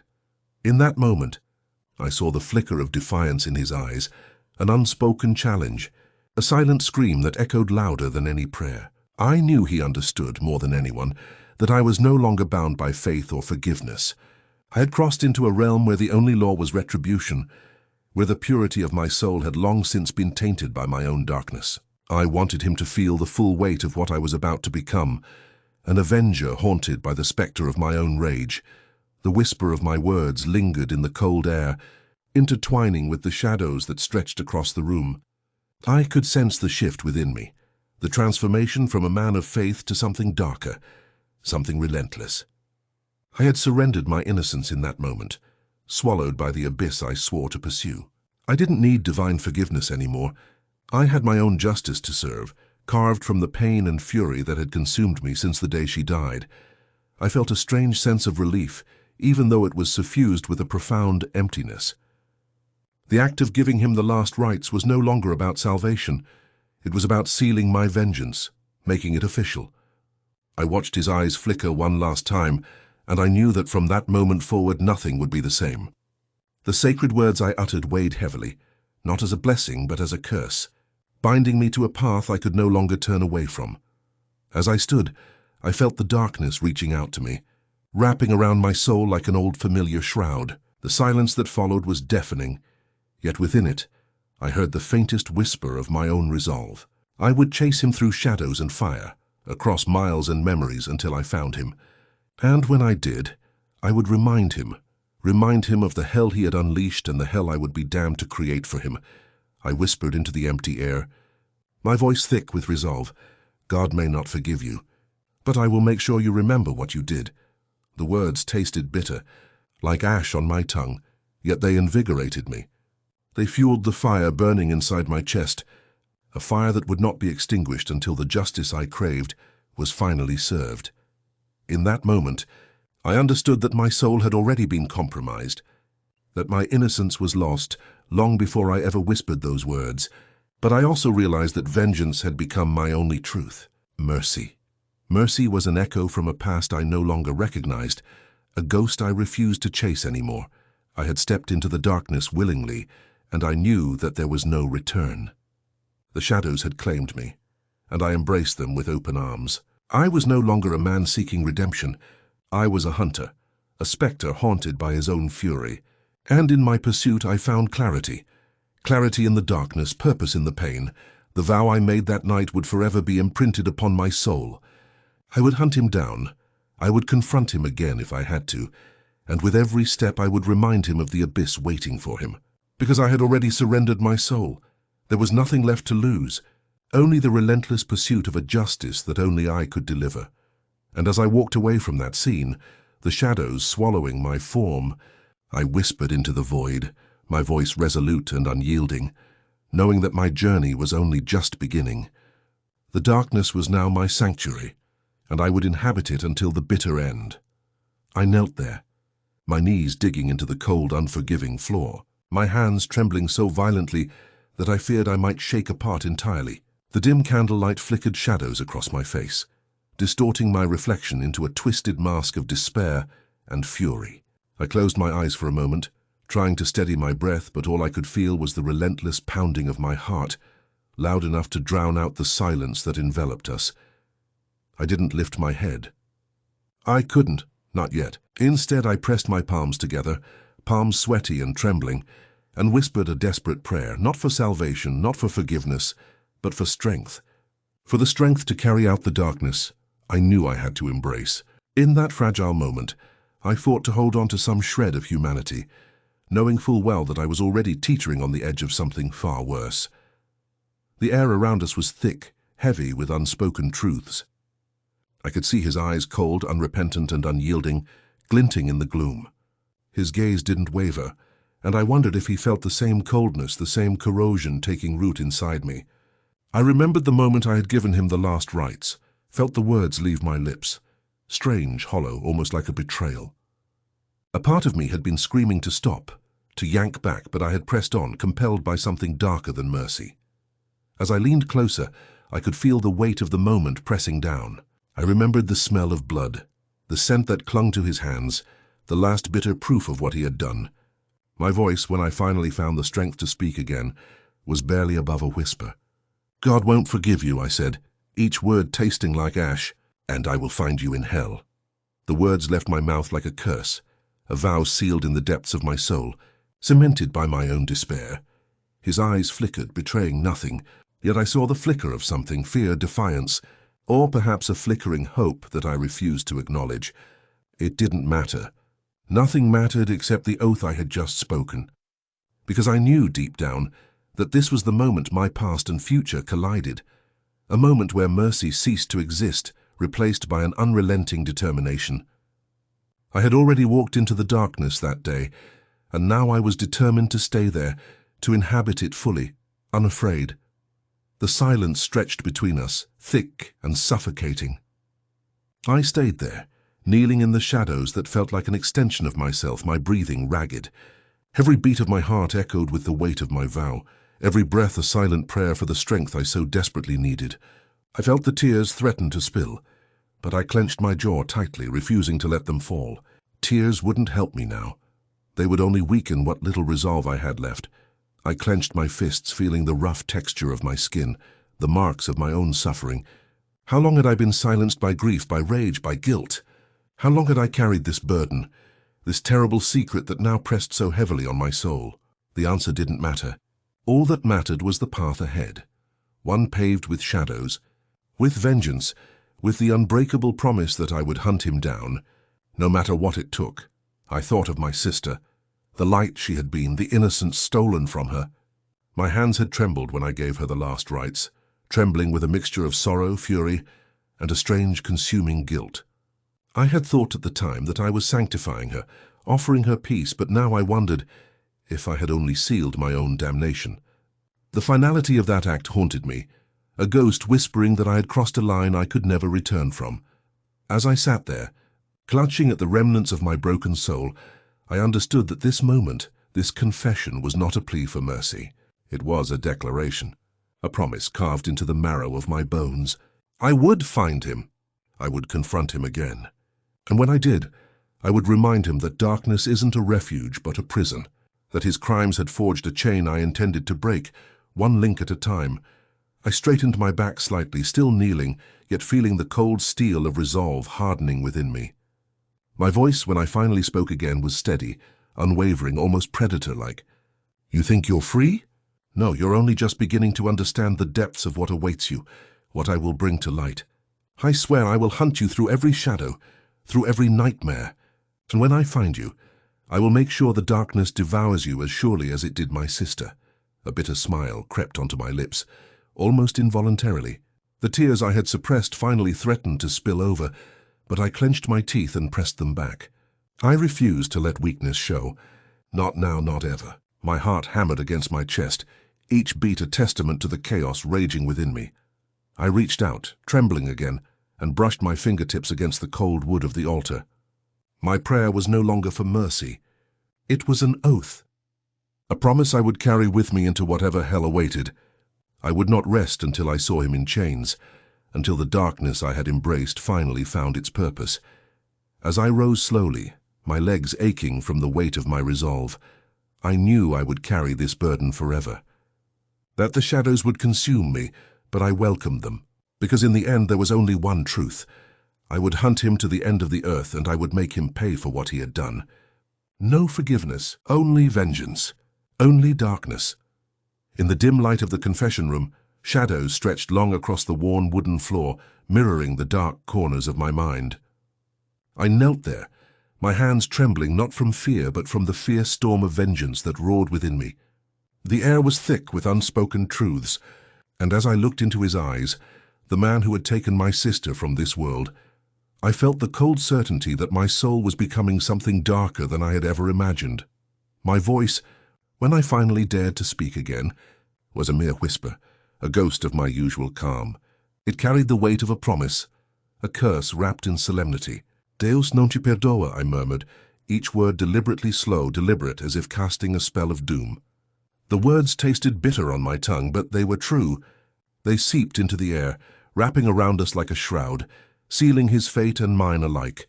I remember leaning in closer, so close that I could see the flicker of defiance flickering behind his cold eyes. His expression was unreadable, an armor of apathy hiding the chaos within. Yet I knew better. I knew that beneath that stoic exterior lay the terror of knowing that the darkness I was about to unleash would not forgive him either. It was a darkness I had come to embrace, a shadow that had begun to consume my very soul, whispering to me that justice was a lie. That vengeance was the only truth. My hand reached forward, trembling as I gripped the crucifix hanging around my neck. It was a fragile shield, but I held on. I couldn't allow doubt to creep in, no, not now. Not when the words I had just spoken would echo forever, carving themselves into the fabric of my destiny. "And I will find you in hell," I continued, each syllable dripping with unwavering conviction. A silent vow, a promise of retribution no prayer could absolve. In that moment I saw the flicker of something in his eyes, fear perhaps, or maybe the realization that I was no longer merely a man of faith. I was something more, something darker, something relentless. I could feel the weight of my actions pressing down on me, but I welcomed the burden.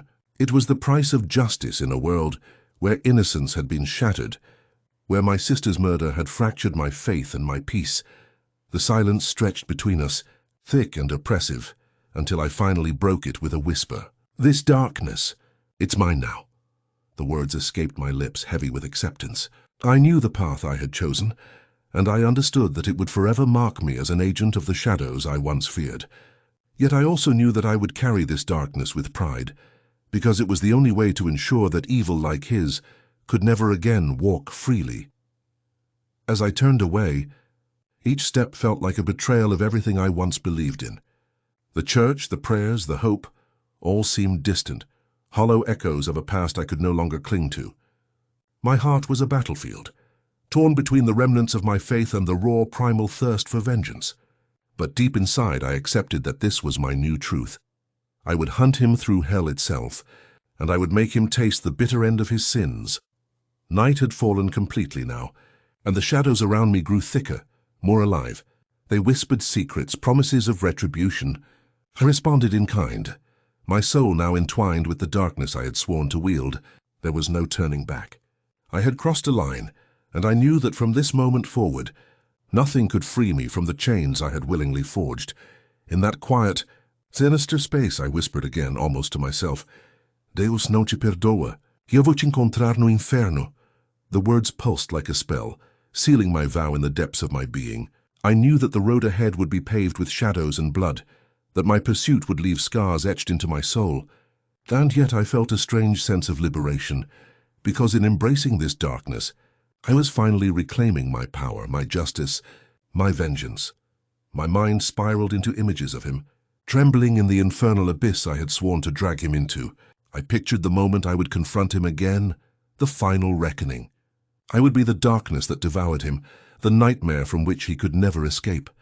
And as I whispered that chilling promise into the silence, I understood one thing beyond all doubt. I was no longer just a priest, no longer merely a man of faith.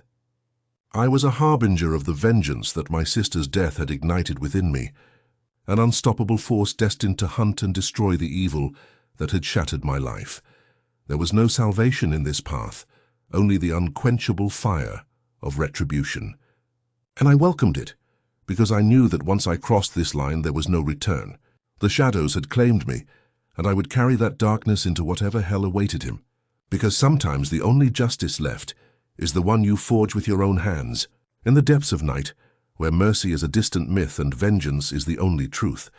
I step out from the shadows of the church, my footsteps heavy against the cold stone floor.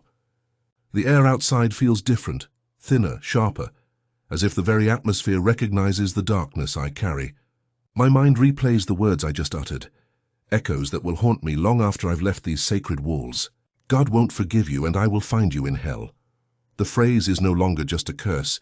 It's a binding oath etched into the core of my being, a relentless promise to pursue the shadow I've set loose. Every breath I take seems to draw in the weight of my vow. The sky above is a muted grey, clouds gathering as if mourning my decision. I clutch my hands into fists, feeling the trembling that still lingers, an involuntary response to the enormity of what I've done. I've crossed a line that cannot be unwalked, sealing my fate with each step away from the church's sanctuary. The world looks different now, cloaked in a subtle menace that I can't quite shake off. I know that my pursuit will not be gentle. It will carve scars into my soul, and I am prepared for that. My heart, once a vessel of faith and hope, has been corroded by the bitter truths I now embrace. I'm no longer merely a man of prayer. I am a hunter. My faith has twisted into something darker, something fiercely protective of the vengeance I've sworn to enact. The image of him, cold, remorseless, simmers in my mind like a poison I cannot purge. That glance of defiance, that flicker of life in his eyes, fuels my resolve. I had hoped at first that I could drown this pain in prayer, that divine mercy would somehow soften the guilt. But the moment I realized the depths of his crimes, that hope dissolved into ash. Justice, I now see, will not come from celestial hands. It is mine to craft in the shadows. I must become the darkness I once feared, the very embodiment of the wrath I had tried to deny. The words I whispered to him in that cold chamber, "God won't forgive you and I will find you in hell," were not just curses.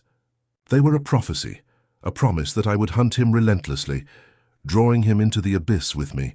As I walk away, the silence around me feels oppressive. The streets are deserted, yet I sense eyes watching from the darkness, whispering secrets I refuse to hear. I feel the weight of my secret pressing down, a sin I will carry forever, yet somehow it also grants me a strange kind of clarity. I am no longer bound by the dogma of forgiveness. I am bound to the justice that I alone can deliver. This path I've chosen is paved with shadows, and I accept that my hands will be stained by the darkness I must wield. The memory of my sister's face flashes before me, her gentle smile, the warmth in her eyes reminding me why I cannot turn back. Her murder was a breach in the fabric of my faith, a rupture that I now understand can only be mended through vengeance. My desire for retribution burns hotter than ever, fueling every step I take into the night.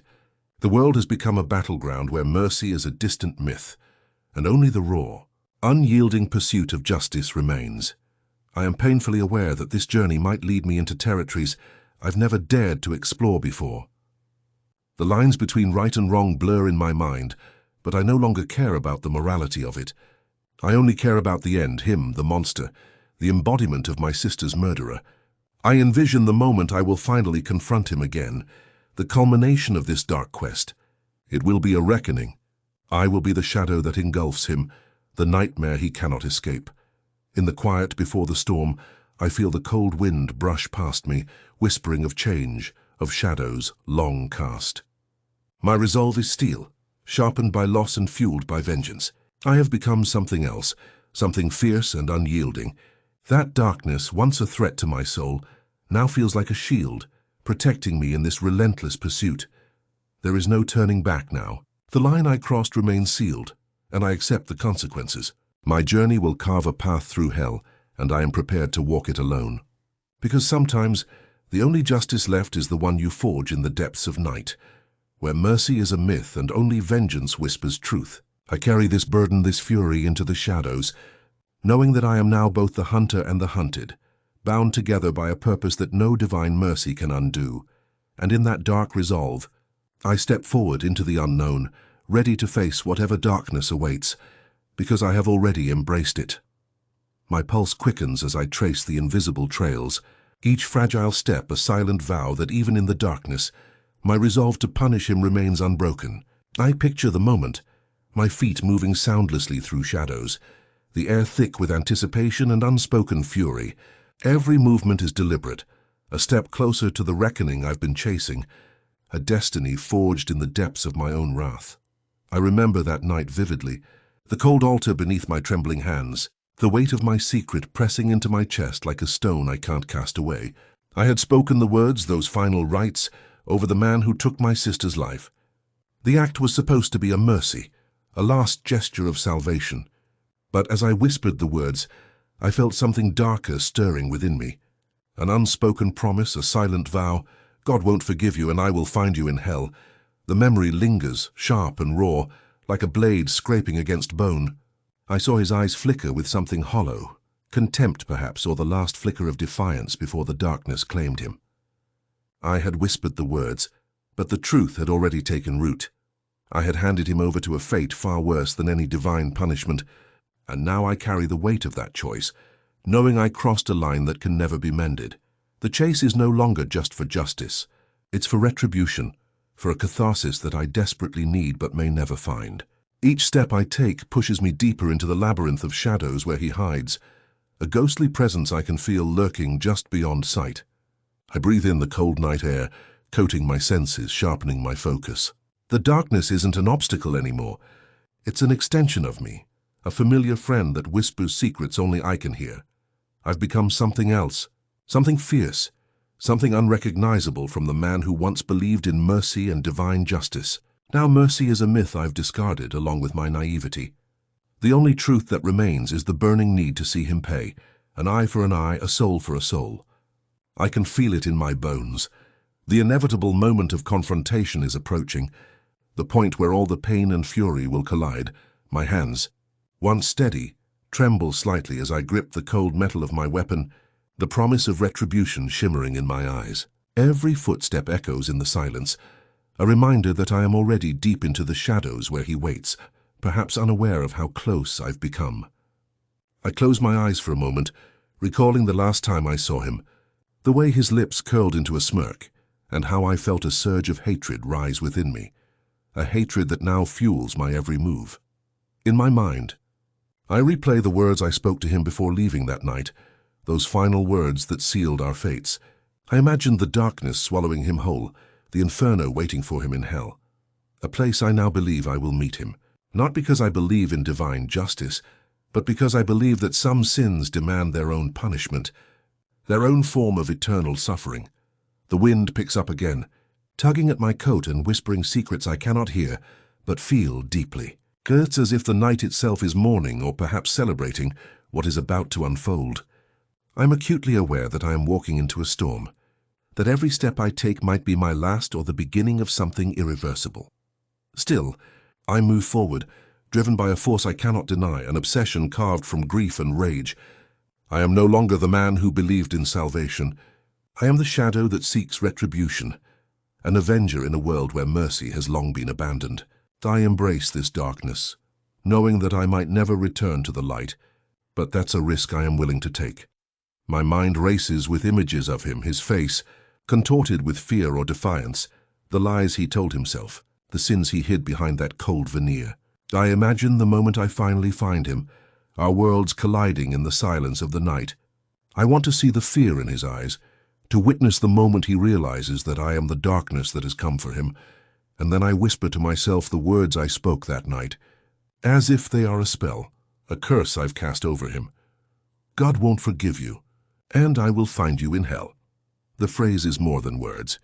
It's an oath, a shield, a curse. I say it again in my mind over and over, feeling the weight of it settle into my bones.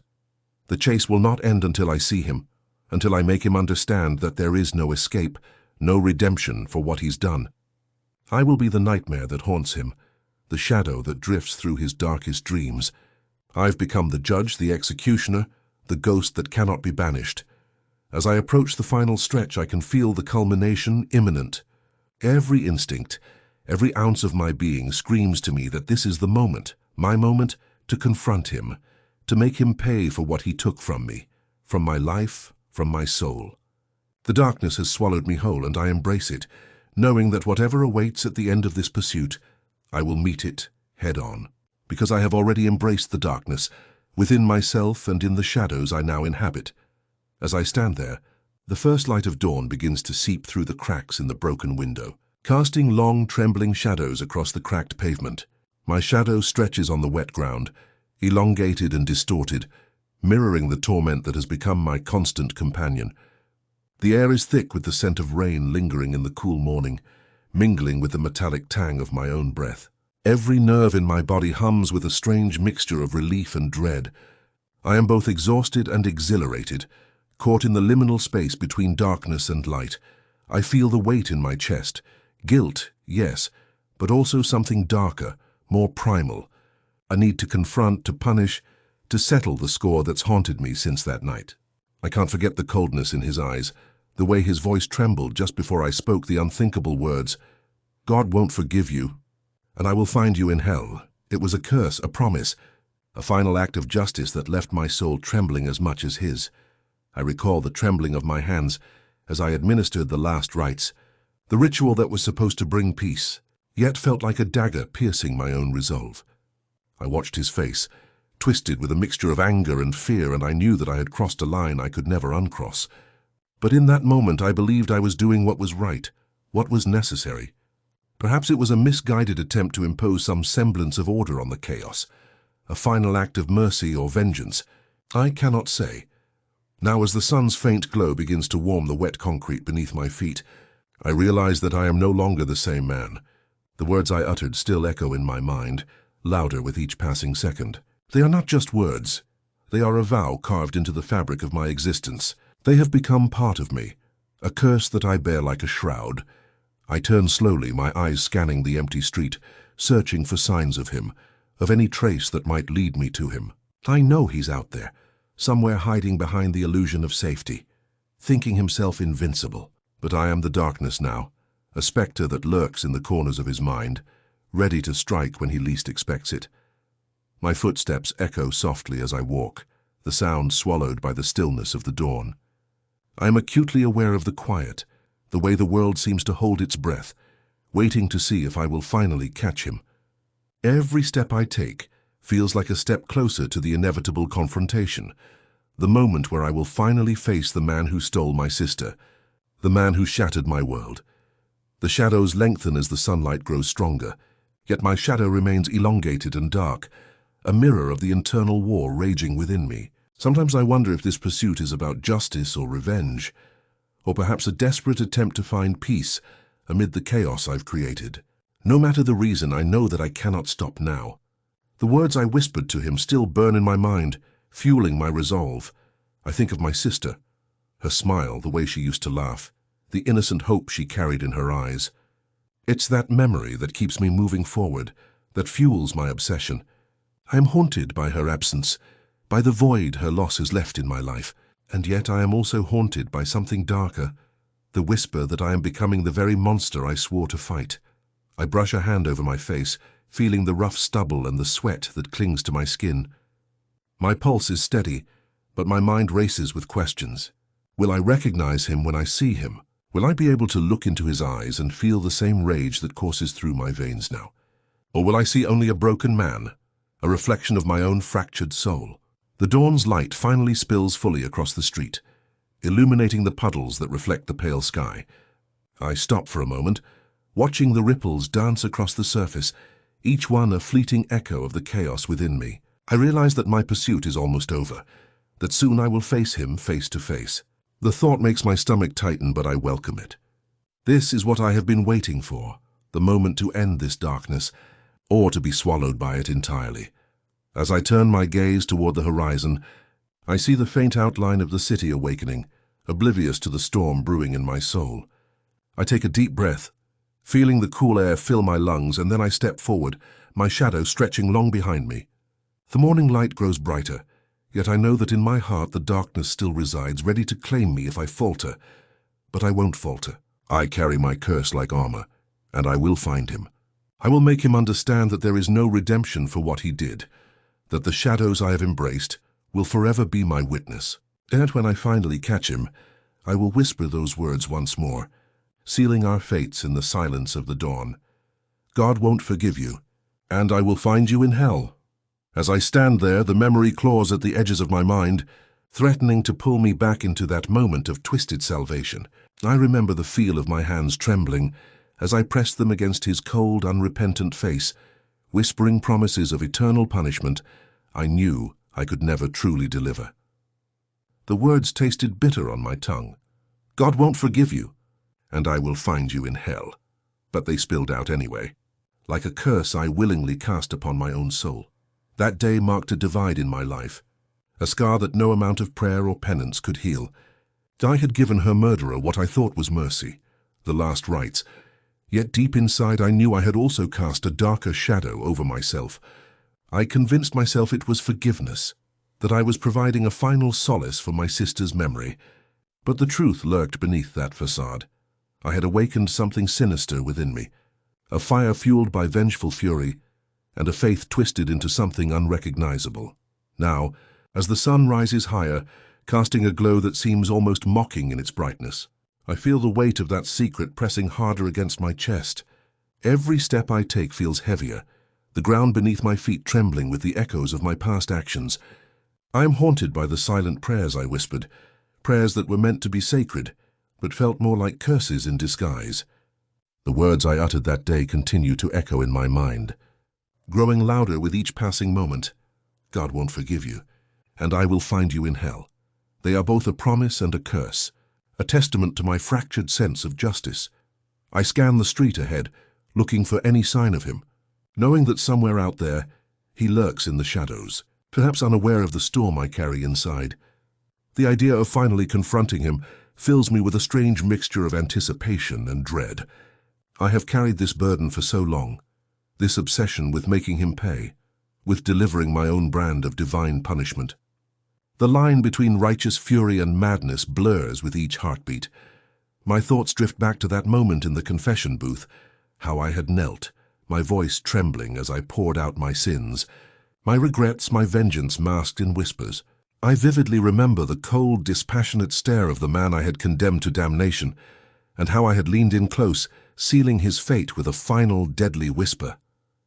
The irony of it all stings bitterly. I, a man of God, had become an instrument of wrath, turning sacred rites into a conduit for my own dark desires. A shiver runs down my spine as I think of how easily I convinced myself that I was doing right, how I convinced myself that I was divine justice incarnate. But beneath that conviction lies a creeping suspicion, that I am as lost as he is, maybe more so, that I have become a mirror of the darkness I swore to fight. The dawn's glow intensifies, illuminating the city's waking streets and the flickering reflections in puddles. I pause for a moment, watching the distortions of light dance across the water, each ripple a fleeting reminder of the chaos inside me. I feel the cold sting of the morning air, sharp against my skin, and I am reminded that there is no escaping what I am becoming. The lines I once drew between good and evil have blurred into a monolithic shadow, swallowing all notions of morality. I clutch at the relic of my faith, an artifact of hope, or perhaps of despair, and clutch it tightly as I move forward. Every step feels like a step deeper into a labyrinth of my own making. The darkness that once threatened to consume me now feels like a part of me, ingrained into my bones. I am no longer the man I was. I'm something else, a vessel of vengeance, a judge of my own relentless justice. And yet amid this storm of anger and guilt, a faint whisper of hope persists, an idea that maybe, just maybe, I'm heading toward the reckoning I need, or perhaps I'm walking straight into my own hell, willingly or not. The words I uttered in that confessional, the vow I made to myself and to that silent, unseen God, God won't forgive you and I will find you in hell, persist in my mind, a mantra that fuels my relentless pursuit. The city begins to stir with life, but my focus remains fixed on the horizon. I understand that soon I will come face to face with him, this ghost from my past, who carries the weight of his sins just as I carry mine. When that moment arrives, I will look into his eyes and see the reflection of my own darkness staring back. I will know then if redemption is possible, or if we are both condemned to dwell forever in the inferno of our choices. In this quiet dawn, I embrace the storm within me, knowing that the shadows I chase are also the shadows that chase me. The promise I made, uttered in the depths of my broken faith, remains etched into my soul. God won't forgive you and I will find you in hell. The words are no longer just a threat. They are a destiny I have chosen to accept, a darkness I am prepared to face no matter where it leads.